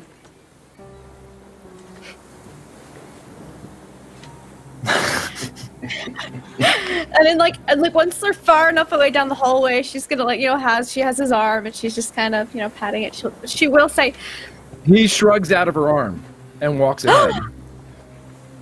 Uh-oh. He's trouble in paradise. Das vidanya, comrade. Call back to the guy.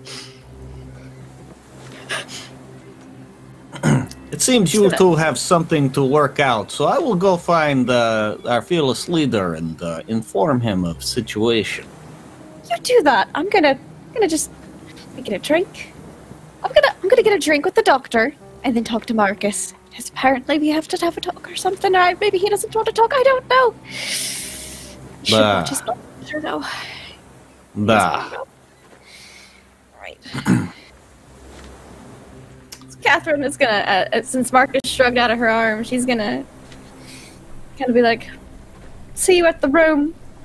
Go find the doctor." Mm-hmm. Where does Koskov find Tennessee? Tennessee returned to the bar right on the heels So of they're both at the bar. Lucian. Okay. Yeah, Tennessee's drinking at the bar. Gin and tonic. So Koskov and the Jordans part ways, and then the scene comes back at the bar, and they come back together. They're like, hello. There they are. I think at this point, Tennessee's probably had a couple of drinks. And Koskov will motion the bartender and be like, "2 right here for him and Catherine." Thank you, Koskov. Well,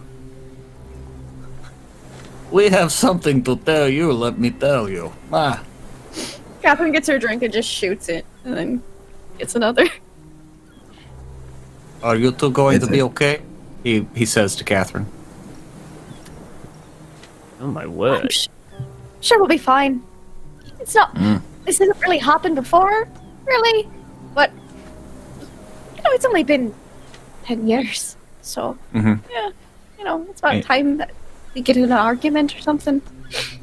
Yeah, and the doctor in Tennessee will see Koskov share a look with each of them I don't understand why this involves us. We were having a very pleasant conversation about how nice the accommodations here on the ship are. And when really, if you can just let go of all of this paranoia and this idea that, somebody's probably watching us right now, just try to enjoy the moment. It's actually very nice. And the bartenders here are very generous. Absolutely. Enjoy the journey. Well, while you're enjoying journey, there is always someone watching. Well, let them watch, as long as they don't bother us. Right. Well, they should at least pay if they're watching, though, right? Agreed. I guess it depends on what you're doing. Well, in this case... how would you describe him? Catherine? A ghost-type person? Twat ghost, yeah. Yes, he's a bit of a twat ghost. Might have been slight altercation. Sorry, I can't imagine. What does that actually look like? What are you saying? The second you say ghost, Lucian kind of pauses with his mid-drink and looks down. Did he have an umbrella and was in a suit? You've seen a person with a suit and walking around with an umbrella? No, yeah, it's just a general... She's gonna grab you by the shoulder. What? Seriously. Ow. What? Doctor. Yes. Our new ghost twat friend told us that men with umbrella and suit put up posters of Jordan's. Well, I imagine have you there's seen? No. I mean, there are quite a few people outside, on this it has started to rain. Well, yeah, a lot of people on this cruise wear suits and probably have umbrellas. Yes, but Doctor, please do not lie to me. I am not lying. You're the one who brought up suit and umbrella. Right after we are told men with suit and umbrella are looking for Jordans. So obviously you saw something that stuck out other than just random suit and umbrella having men. I have not seen any random person on this ship since we've got on the cruise. And that I can assure you. That seemed very specific answer. So why bring it up? I'm sorry, can we go back to this ghost twat? I don't understand what you're talking about. I think there's a breakdown between Russian and English. What exactly... claims to be a ghost, but he's really a member of the British Secret Service.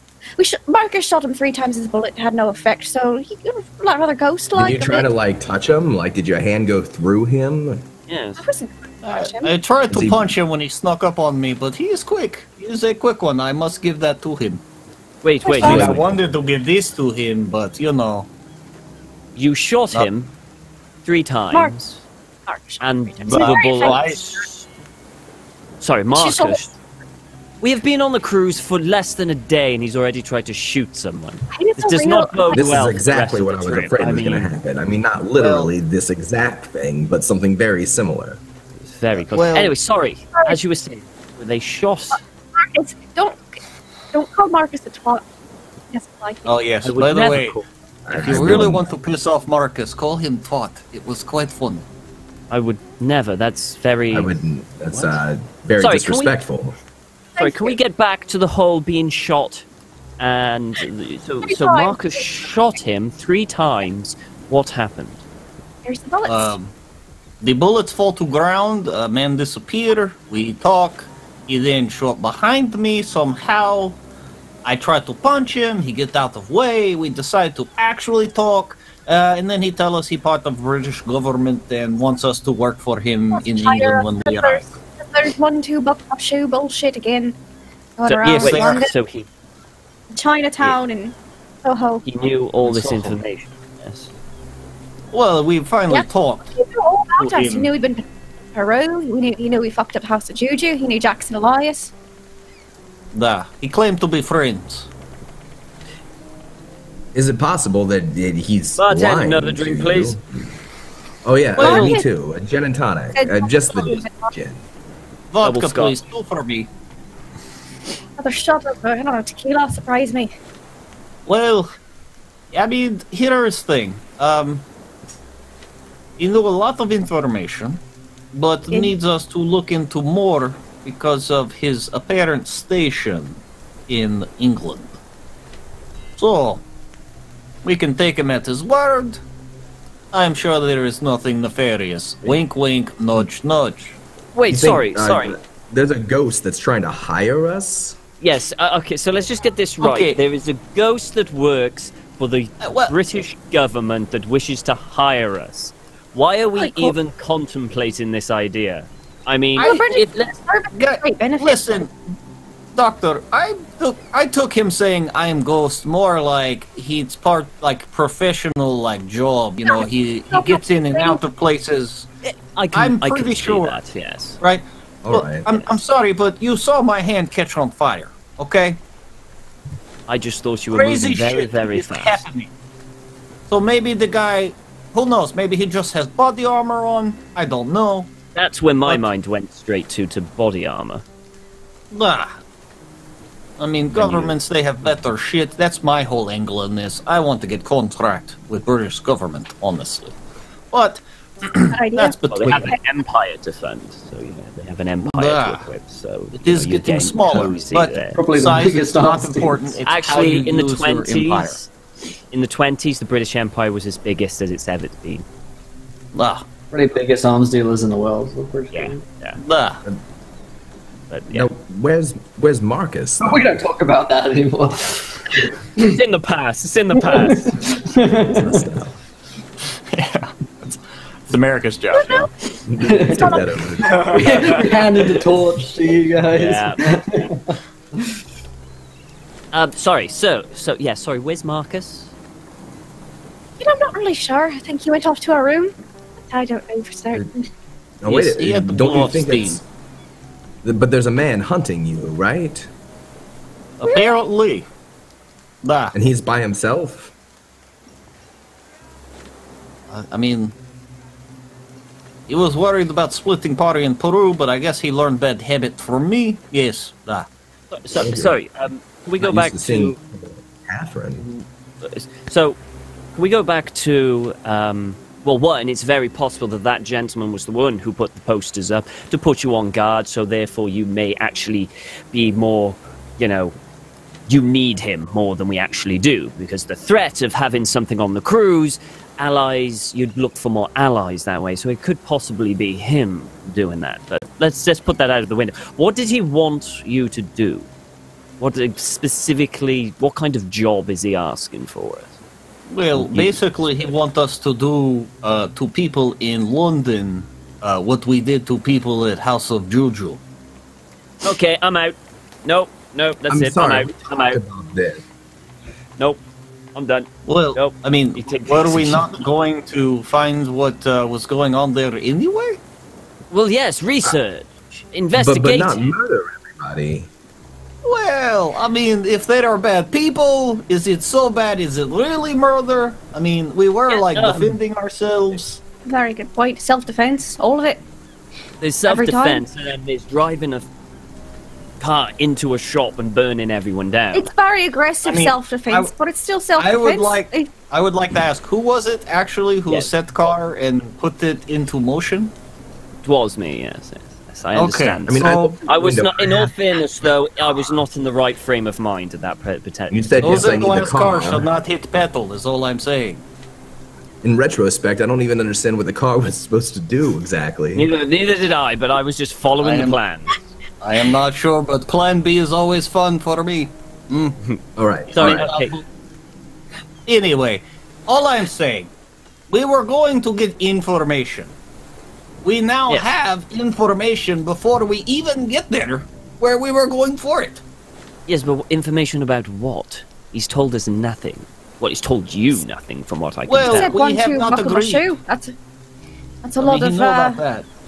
I mean, it's possible It's that very he connected. knows information, but he's yet to tell us anything new. That is my point. Well, he Well, mentioned he is awaiting Chinatown and our- Soho.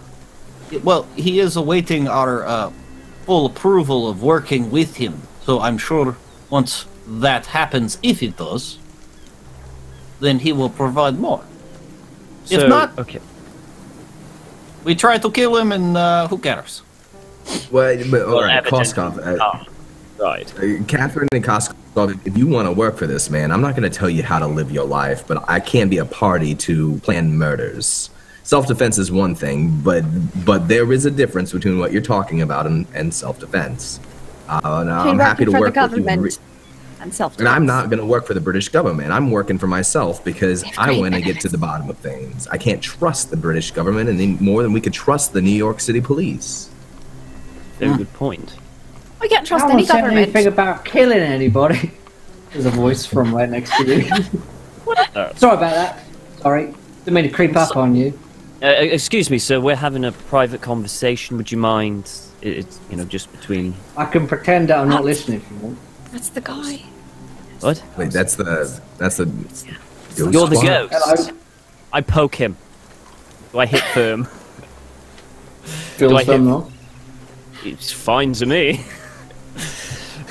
Excuse the poke. Sorry, I just needed to prove something. me. That's all. Hey, Sorry. y'all want sorry, to do it by no, no. yourself. Please do Please not get me let us that. interfere.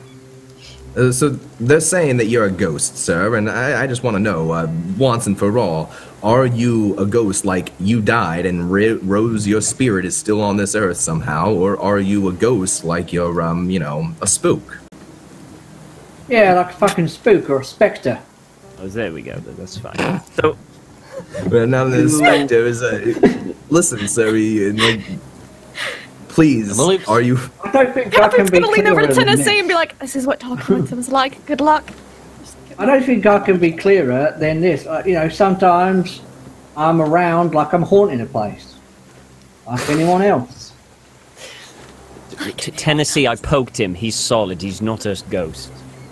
All right, well, Well, if he works for we'll see about Spectre, that. though, those are bad guys, if I remember correctly from my Bond movies. Sorry.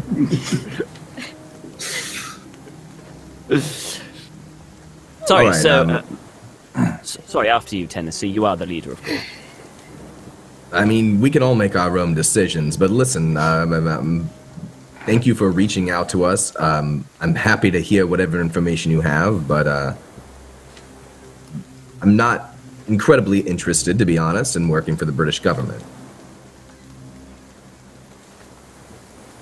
Alright. Why not? Well, first off, I'm an American citizen. Second off, I don't intend to stay in England longer than I have to. Third, I'm only interested in getting to the bottom of my personal mystery, the mystery that has tied this group of people together, find out what has happened to us, and I don't want my loyalties to be confused with an outside agency. Plus, I already have a job and a living. He's a very successful doctor. Right. Okay. Well, Well, at least you were That's it. nice about it, innit? Well, Oh, guys are right. Well, we've had a rough couple of days, so please excuse that. It's, please stop me if I'm being too intrusive. Apparently, you know what happened to us over the past few days in quite intense detail. Pretty intense guy, mate. Yes, I can see that. How did you come to know all that? Were you in New York? Do you have contacts in there? Are you asking me if the British Secret Service have contacts in New York? Well, yes, if they were I interested wanted to in be us clear, that's the question you're asking. Well, no, I Because was when I just say wondering... it, that's down a bit fucking stupid, isn't it? Well, you know. I was just wondering, why are you investigating us in particular? Are we... people of interest? You've been keeping fucking quiet, mate. You haven't exactly been keeping your fucking heads down, have you? We You tried, blew up. trust me. A fucking house. For some reason that I still can't understand. Fucking nice, by the way. Good job on that. And then you ran from the police, and then the captain that captured you was found dead in a pretty gruesome way, and you escaped and fucked off here. I'm still yes, that I could understand with all that the American, but why is the British government interested in that? Because these cases are linked, son. What do you mean, linked with what? Fucking shoe buckles. Just told Some you kind this. of fucking shoelace. Told me what? They are same crimes over there. They have same over in thing England? happening. What's That- what I Someone's just saying the told same you? fucking You've been drinking too sorry. much, Doctor. We literally I've drunk a lot. I've drunk a lot, in all fairness. That's true. So- Maybe you should cut back a little. No, I need another you one. know- That's what I need. Okay. Do Well, you know thank you. who's behind? What do you know anything about this buckle my shoe case? Because that is actually rather important to us. Yeah, that's why I fucking reached out to you. You guys all slow You or didn't answer something? my Real drugs? no, Mr. Ghost or whatever you are. You didn't answer the question. Do you know anything about the case? Yes, I fucking do, mate. All right. Well, please inform us. Why would I Maybe if we had fucking some tell informa- you when you just said that you don't want to work for the British fucking service because you're an American? That doesn't mean that our purposes aren't temporarily aligned. We want to get to the bottom of that particular case. So if you have information, well, that's what we plan to look into when we get there. I do have short-term contracts, in case you're wondering. I'm going to find Marcus. Just these 3 shots of tequila really made me. I miss him. I'm gonna be back. And Marcus is gonna leave and look for Marcus. The Jordans are all about 3 shots, right. apparently. Fair play. Listen, Sam. I'm going to tell you lot anything. I'm going to fucking hand it to you on a silver fucking platter. I want mine. All right. And what is yours in your mind? Why you're in my fucking country, son. Why you in my town. Make things a whole lot easier for you, or things go a whole lot harder if you don't want to work with us. Why you look into this fucking mess? It's fucking awful. People keep fucking dying. It's fucking weird as well. Like ghosts, you know? Spectres and spooks and shit. Ain't normal. And you lot know something was going on and you not ain't telling no one about it. Because you've seen some shit. So I want you to work with me. And I want to know what it is you know when you find it, you know?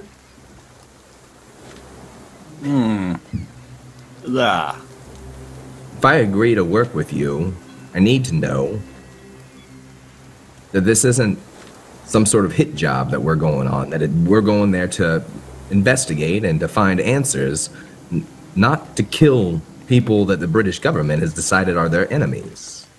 Mate, I've got assassins. Assassins up to my arse. Coming out of my arse, they are. Messy. Like fucking diarrhea. They're everywhere. Can't get rid of them these days. I get the metaphor. Yeah. Serious poops. But what I don't have is people who knows what really is going on.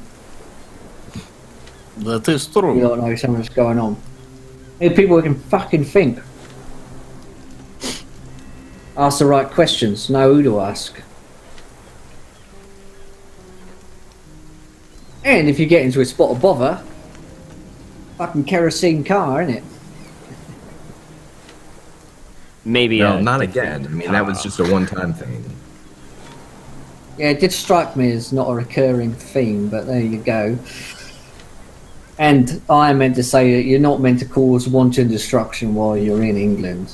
British Secret Service, we've got rules about that. Can't just blow shit up anymore. Good old days. Absolutely. I mean, England isn't America. You know, there are rules. Yeah, you can't just fuck around in England, you know. It's not America. You're not just there to have a good fucking time, you know. I'm sorry, I don't know your name, sir. What can I call you? Call me the white hair.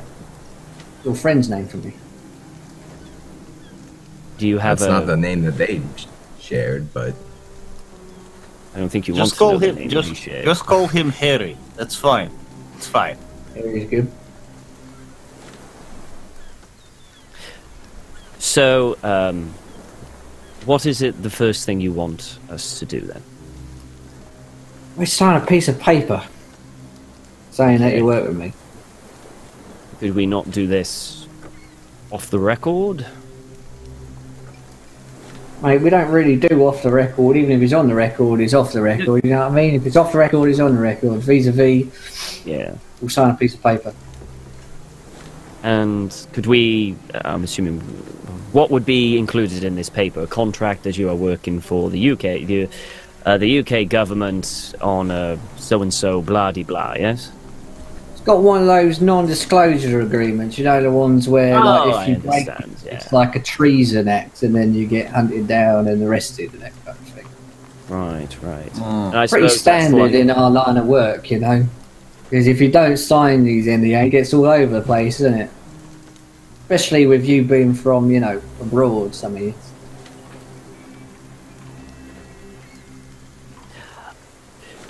does he have I'm bullet It's strange, you holes get in his fucking paid clothes? money or whatever it is you want, you know. Sorry, what was that question? Does he have bullet holes in his clothes? No.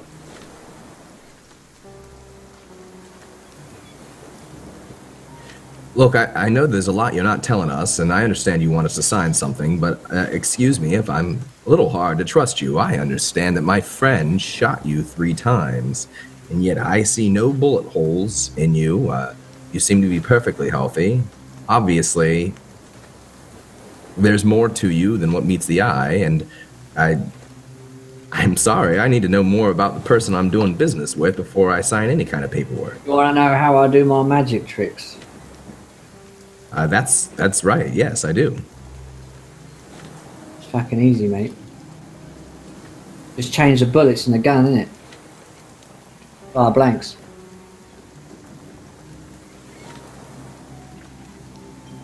Oh no, I've been shot. Do I believe him? Roll me in psychology. This is not going to go well.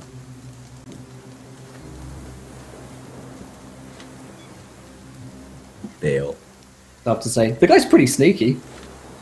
Yeah. You know what? I'll do a psychology as well. I'm all right with it. Yeah, Koskov, he's just been kind of watching him, letting them do all the talking. And of course, I failed again. I've not passed a roll today. Far too drunk. It's telling the truth. Yeah. Honestly, I'm sorry, Mr. Hare, White Hair, but this seems like a specialist job, and I just don't see how that I'll be able to fit in. And with this investigation, I was going to do this. Listen, mate, I didn't want to bring this one up, but you kind of want it back home.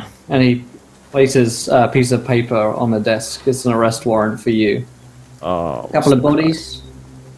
Americans are onto you. Filed it forwards to us. I intercepted for you, of course, but only a matter of time. I can make this go away, of course. Only if you're one of us.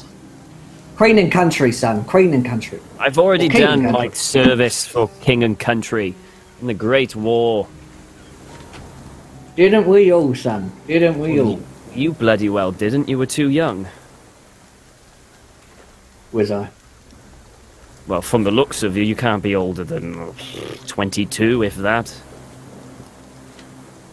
Looks can be deceiving, Mr. Ernest. Like yourself, you think yourself be a nice upstanding doctor, and here it is, 2 bodies you've been fucking around with. I don't judge, you know. I'm just telling you. Your country needs you. Yes, yes. Look, So if I we do signed- this, that goes all away. I can go back to my practice. No questions asked. I want that in writing, by the way, that I will get complete immunity from all transgressions, prosecutions, all that. Yes. Luckily Do not enough, forget about extradition. well, we Yes. would also sign this piece of paper says that any crimes you commit while in the country are to not be, tried. get a bit of free reign, you know. As far as the British Secret Service allows for, of course. So if you just go fucking around killing everyone, then you're going to get arrested still. Yes, What about my friend Tennessee? Could he drive on correct side of the road? Yeah, you're going to have to drive on the fucking side of the road most of the time. Most of the cars are going the other way, you know. That's all right. I'm adaptable. Good. But my car won't be. Look, here's. If I'm gonna do this, first off, my car's got to be not. It's got to be legal. Everything's got to be on the up and up. And for me, what's important is that there's no long-term attachment to the British government. If we're working together temporarily, I want it in writing that it is temporary. And when I choose to end our relationship, that's my choice. Non-disclosure, not a problem. You have to give us written notice when you're done. That's fine. Absolutely. How much notice would you need? Traditionally it's 2 weeks, but I'm easy going. Okay, well, as far as I can tell, you've got me, as you would say, by the balls. So sure, why not? Many other metaphors to choose, but whatever. Interesting that you went for the balls.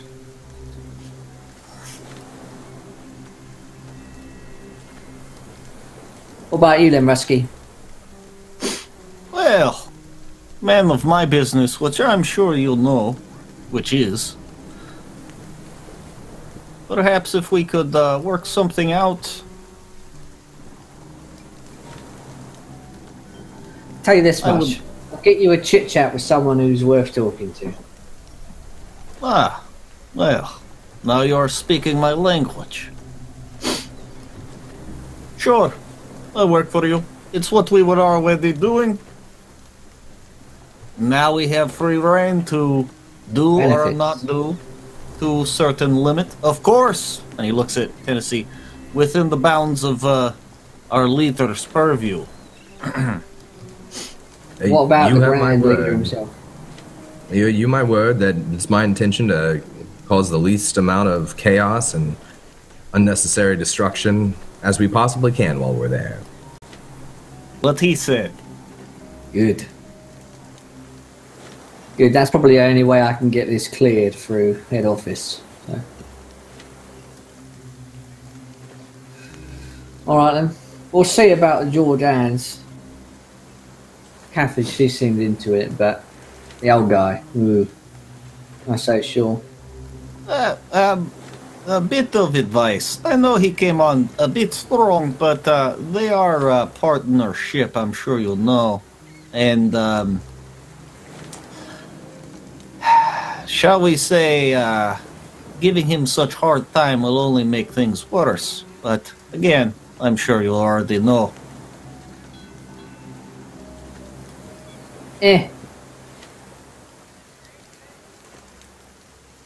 Got to give as good as you take, you know what I mean?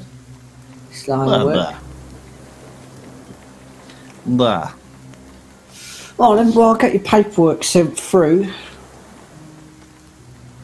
Thank you. Sign it and send it back and whatnot, and then I'll fuck off and, you know, we'll have a chat. We can enjoy the cruise then, yes? Yeah, unless you want a drink.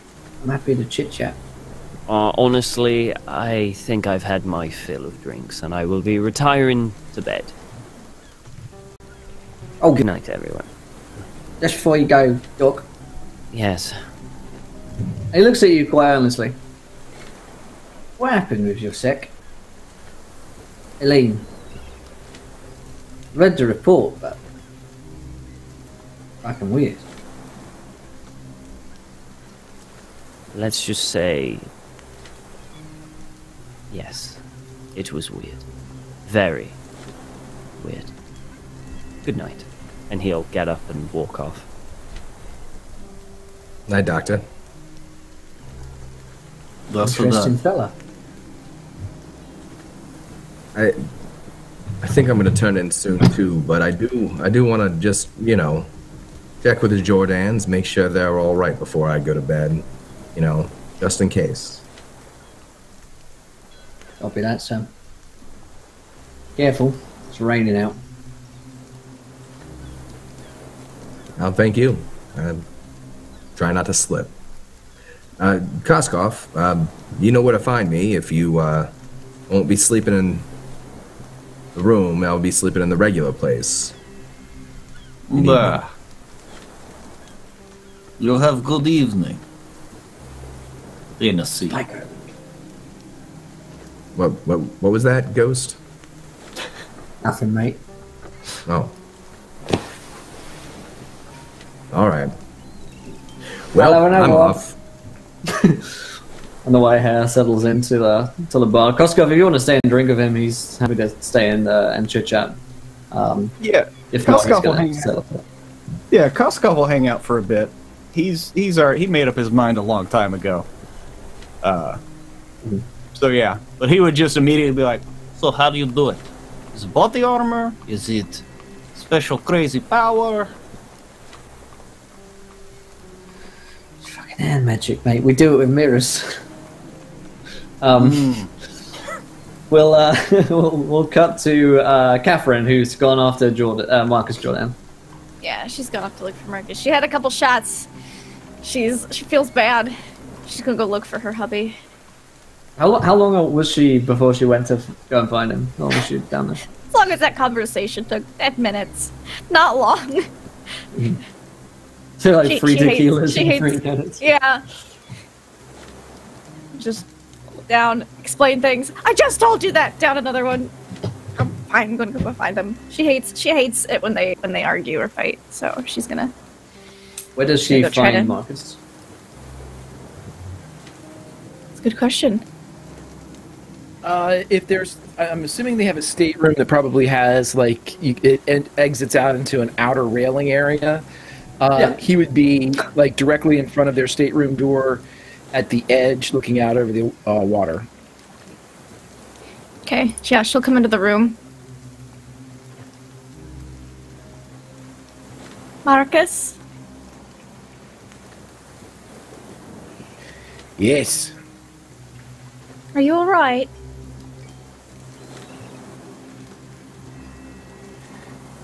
Oh, I'm right as the rain.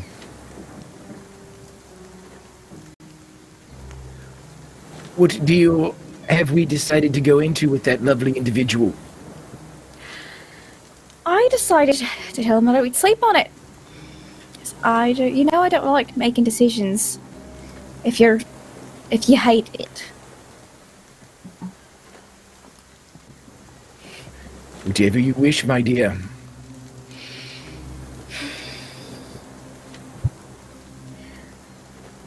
We're out of work. You know I'm not very welcome in Ireland, and that kind of translates over to bits of England as well. It wouldn't be a bad idea to have Secret Service overlooking some of the things we do.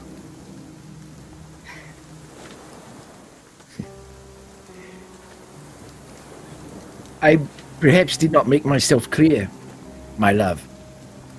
There is no way, below God's heaven or above the devil's hell, that I will work for that individual. He's a bit of a cunt, isn't he?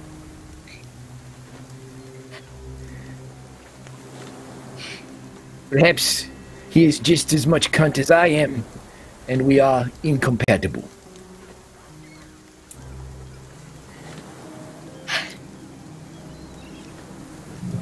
You don't have to sign anything, Marcus.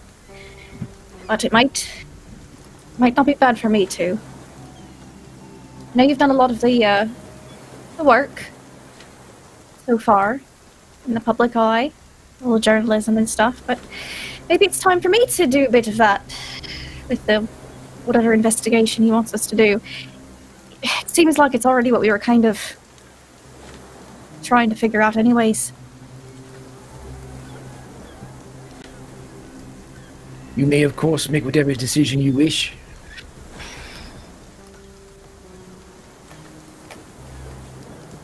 Marcus. Catherine?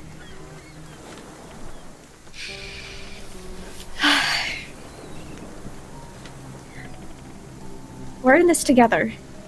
Now, you don't have to sign. I are don't think we? it'd be a bad idea to sign. When are we not? I'm asking the question with a strong question mark at the end of it. Are we? Of course we are. We are leaving a continent where we were strong-armed by some prick with the New York City Police Department. And the very first time another one of these pricks, this time from merry old England, decides to try the same type of tactic, we are bending over for them. It is not the way that we operate, but I leave it in your capable hands, Catherine.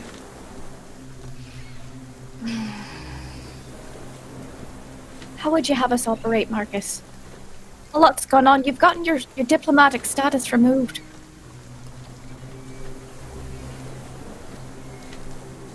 What do you want us to do? My intention is to return to England and then to return home. I am done with this world. I've walked it long enough. Now, when you say this world, you mean the world, the job world, this career field? Yes, I mean every place that is not Africa.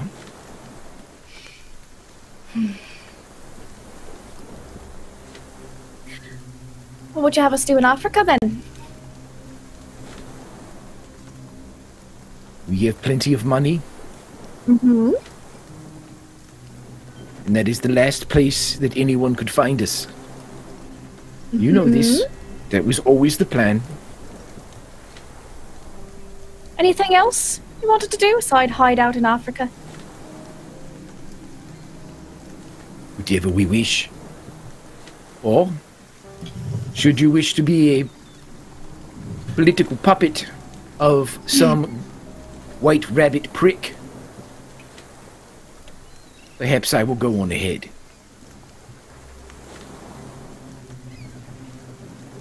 And leave me? No, not willingly. We are at a crossroads, my dear. This is where decisions must be made. All in the blink of an eye. All in the hold of some White Star freighter.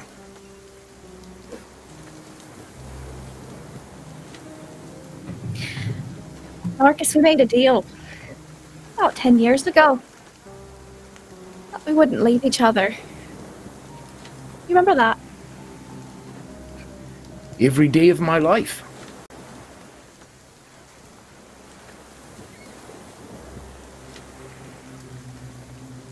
All right. So we're not splitting up then. I won't sign anything. We'll figure things out in England. As I said, my dear, I leave it in your capable hands.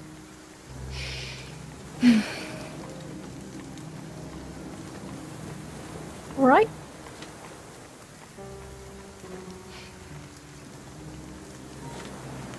She'll kind of just go back to because she's been moving around for a little bit. She still isn't feeling good, so she's just gonna kind of leave him at the balcony and just go kind of sit up on the bed and read through some more of Africa's dark sects. So that's what she's been reading for her throughout the time she's been chilling. Mm-hmm. So I think Tennessee was going to check on the Jordans as well. Yeah, When he he's come along just after that was walking the decks with the help of his cane. It's raining outside, so he keeps his head down, but he is kind of like looking around to see if he can spot anyone following him or anyone who might be just seem out of place. He's feeling a little paranoid. Yeah.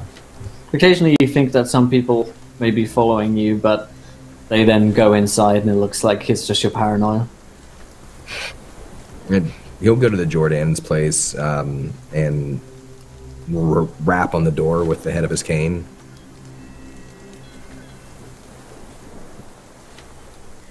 Who is it?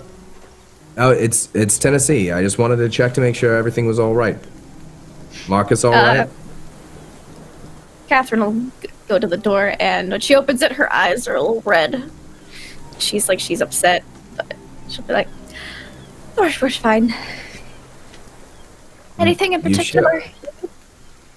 Oh, that poster has me worried about the two of you, and I just wanted to make sure you're two both safe, and Marcus was all right. Marcus?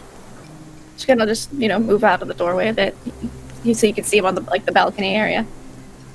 You would just see him back to you looking out over the water, and he would just... All right, well, I'm sorry to intrude. You sure everything's okay? Everything's gonna be fine. It's just a bit of, I think it's going to rain soon. Everything is gonna be okay. We've been through a whole lot. We gotta stick together. Gotta think this through. But I think maybe some sleep is in order. Some sleep. A lot of thinking. Yeah. Well, Marcus, take care. See you in the morning. Catherine, take care. I'll see you in the morning. If you all need me, I will be in my car. That's where I'm sleeping. All right. Good to know. Have a good night, Tennessee. All right. Nods, turns around, leaves. Closes the door, locks it. And she definitely rigs the door to she'll knock something loud over if it opens throughout the night while they're sleeping, as she is. She's like, there's people who want us. Let's rig this real quick. Mm-hmm. Then she'll go to lay back down. Okay. Tennessee, as you're leaving the room and headed back down to the car, on the deck of the ship, there are still a few people out, despite the rain and the darkness. There's quite a storm brewing. One gentleman who's out here, who is wearing a suit and has an umbrella, but then so does everyone here at this point, seeing as you're in first class. This one gentleman says, "Excuse me. I noticed your car on the way in. It's very nice."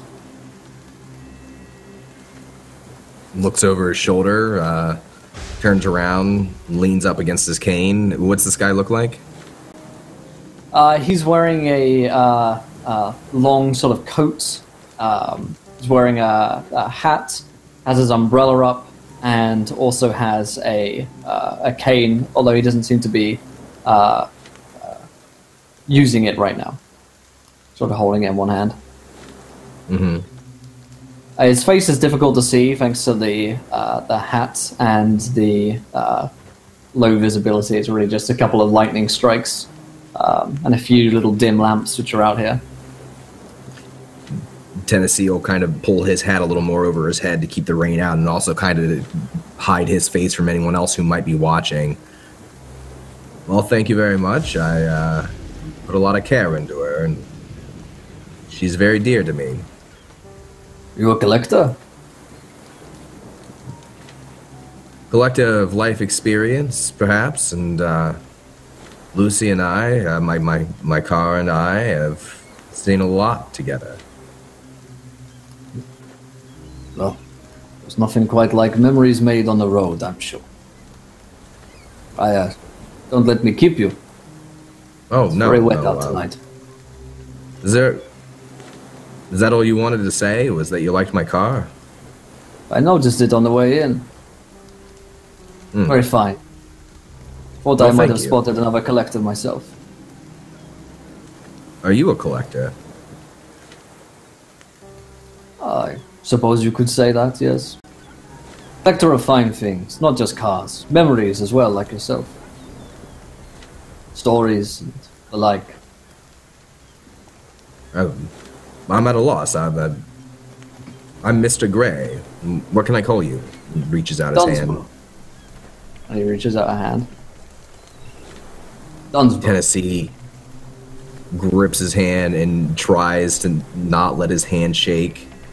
Tries to swallow without it catching in his throat. He doesn't know anything about who Dunsborough is, other than that he's heard the Jordans suggest a couple of times that he's heard the name mentioned in a negative way. Oh, nice to meet you. I can tell that you recognize my name.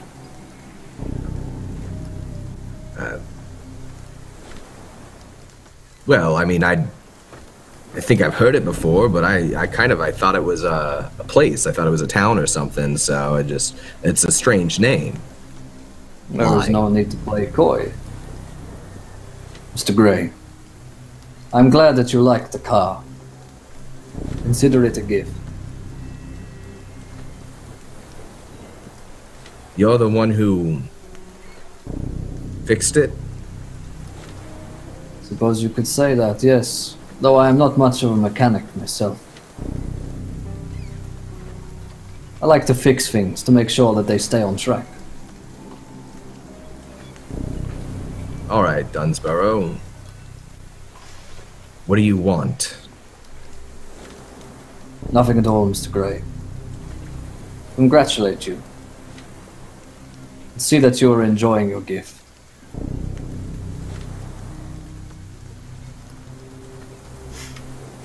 Can I expect that I'll see you again? Certainly. We've met one another many a time before. Keep my visits to each of you regular.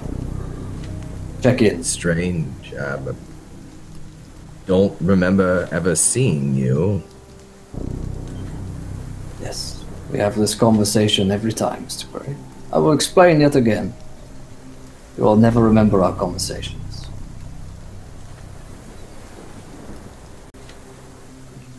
Have I ever tried to,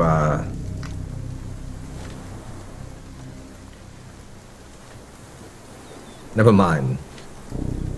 I won't remember this, I won't remember it. But why? It is better that way. If you knew, then you would stop. Alter your course. The story must go on.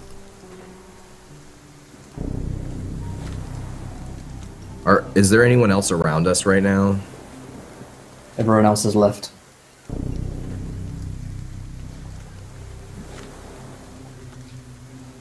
Tennessee Gray takes his cane and holds out against in front of him, and he tries to drive it into this guy to try to like pin him up against some rails or something. Passes right through, like you were a ghost. Slips on the deck of the ship and hits the ground, slow to get back up. Guessing I tried that before too? I did tell you, Mr. Gray. It's very wet out tonight. Now, have a nice evening. Enjoy the car. And you hear the tapping of the cane as he walks away on the deck. Tennessee just watches him go, kind of frozen, thinking to himself, remember this, remember this, remember this, remember this.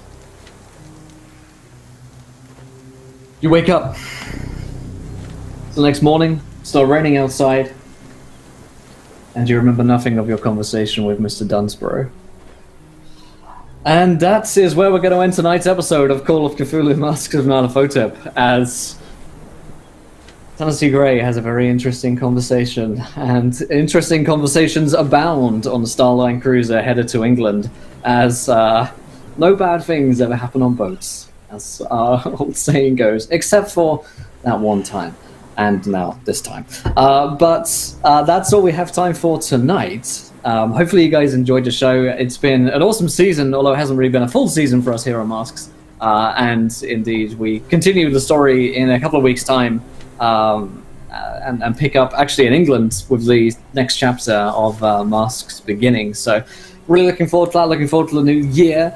If you guys enjoyed the show, let us know. If you haven't followed the show, hit the follow button and join us. Stick around. We're doing a big channel update in a couple of seconds. We'll do some updates about what's happening in the new year, and I've got some really fun clips from the whole year of shows to run for you guys. I'm looking forward to that. But let's go around the cast and the crew. Did we enjoy ourselves? Where can we find you guys online? And let's start with a giveaway as well. Exclamation point Luke for a set of tabletop loot dice here in chat. Let's start with Greg. Greg, how was that tonight for Marcus? Oh, it was fantastic. Absolutely loved it. I love everything about Cthulhu because of the hopelessness that's involved in it. If you play too much D&D, you think you can D&D your way out of things, and in Cthulhu, that's never the case. I absolutely love the white hair, despite the fact, as I mentioned, he reminds me of some shadowy asshole from my past, and that's really tough to kind of, as Greg, wrap around. Every kid I went to school with, yeah. Obviously, I didn't have a strong English child in my hometown, but it was the fucking cigarette. The kid that I'm thinking of had an oral fixation, and he always had a cigarette or a toothpick. And when you started doing that, my spine was just shivers the whole time. But anywho, I had a great time. I love playing with these people. I've always said it. I will continue to say it. I will say it as long as God is above and the devil is below, or Cthulhu's underwater.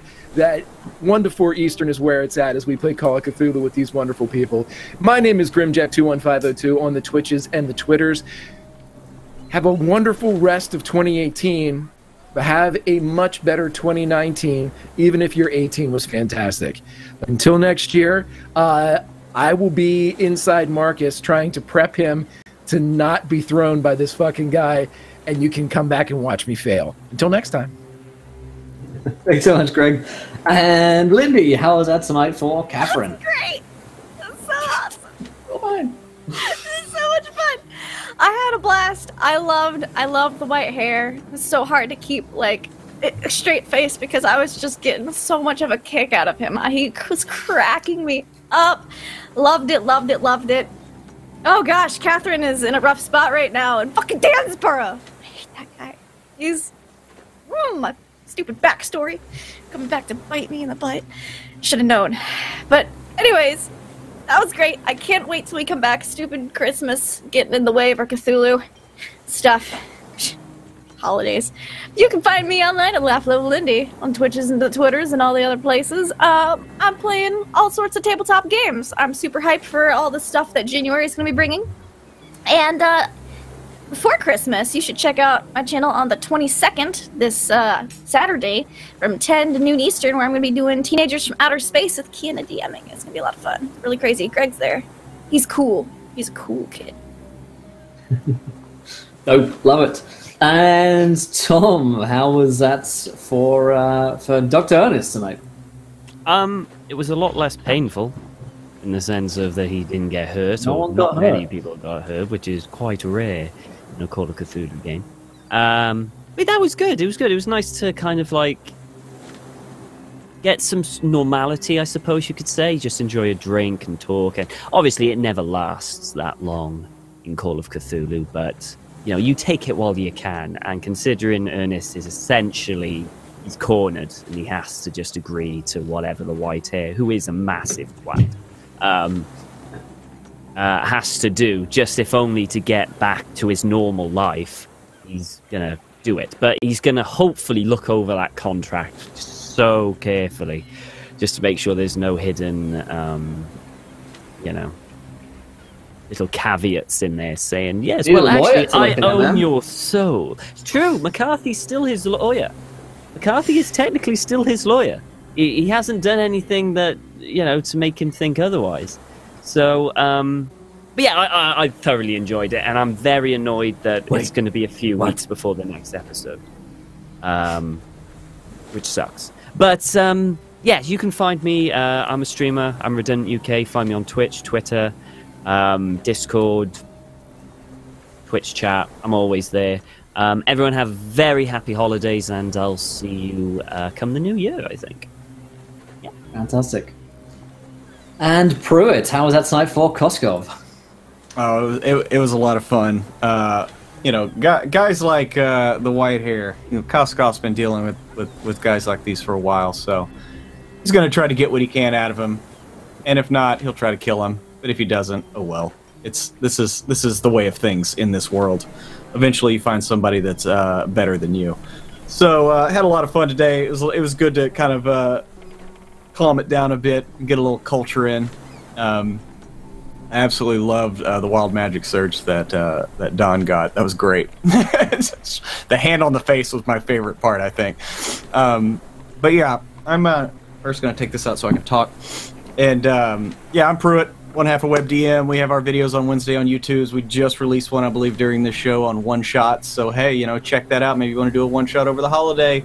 It's good times. You can check me out on tonight on our Twitch channel at 7 o'clock Central for Unearthly Twilights, and also again on Saturday I'm running a One Punch Man one shot for the charity event that Grant's got going on over there. So it ought to be fun. I ran it at PAX Unplugged, and it went over quite well. So I hope that the refinements that I have made to it just put it that much further into the out of the atmosphere. So can't wait to come back in a few weeks, and I'll actually get my neck tattoos again so that I am completely in character, because I have just felt not quite like Koskov these last 2 weeks. Amazing stuff. And Don, how was that tonight for Tennessee Gray? I loved it. Yeah, I have mixed feelings. Like everyone, I think about the white hair. He was very entertaining, but hard to stomach at the same time. Very hard to stomach. I enjoyed total change of pace for us. I'm really looking forward to next season. And it was fun. I think Tennessee's they kind of made him the leader last episode, and he's kind of like, no, I don't want that. And this is why. He is not equipped to make these kinds of decisions with these kinds of people. Like Koskov said, he's dealt with people like the white hair his entire life. That's not the case for Tennessee. So it'll be fun to continue to explore that and turn the next chapter in Masks of Nyarlathotep. I can't wait. I'm really looking forward to it. You can follow me on Twitter at Donathan Fry. I have tonight at 8 p.m. the season finale of May Black Roses Bloom, my Dragonlance D&D campaign on Greg's channel, 8 p.m. Eastern Standard Time. So if you're around, you're looking for some D&D, we'll be there. And then I'm looking forward to the holidays. I'm actually really looking forward to spending some time with my family and friends, just for a couple of weeks before I dive back into all these stories. Yeah, absolutely. Meanwhile, we'll be plotting your demise in a room alone. That's the only way I can work. It's strange, but that's how it is. Thank you guys for joining us. I think we got, how many episodes was this of Mars? Nine episodes in this season? Yeah. 9. And we haven't even got to Germany yet. And we're going to continue on next season with some more episodes and see where the next chapter takes us in England. But thank you guys for watching. It's been a real pleasure, real joy to share our stories with you so far. And we're looking forward to seeing where they go next. But, my friends, as ever, until next time, try not to roll too many net ones, because we want to be laughing when you do. Thank you, everybody, and good night. Bye.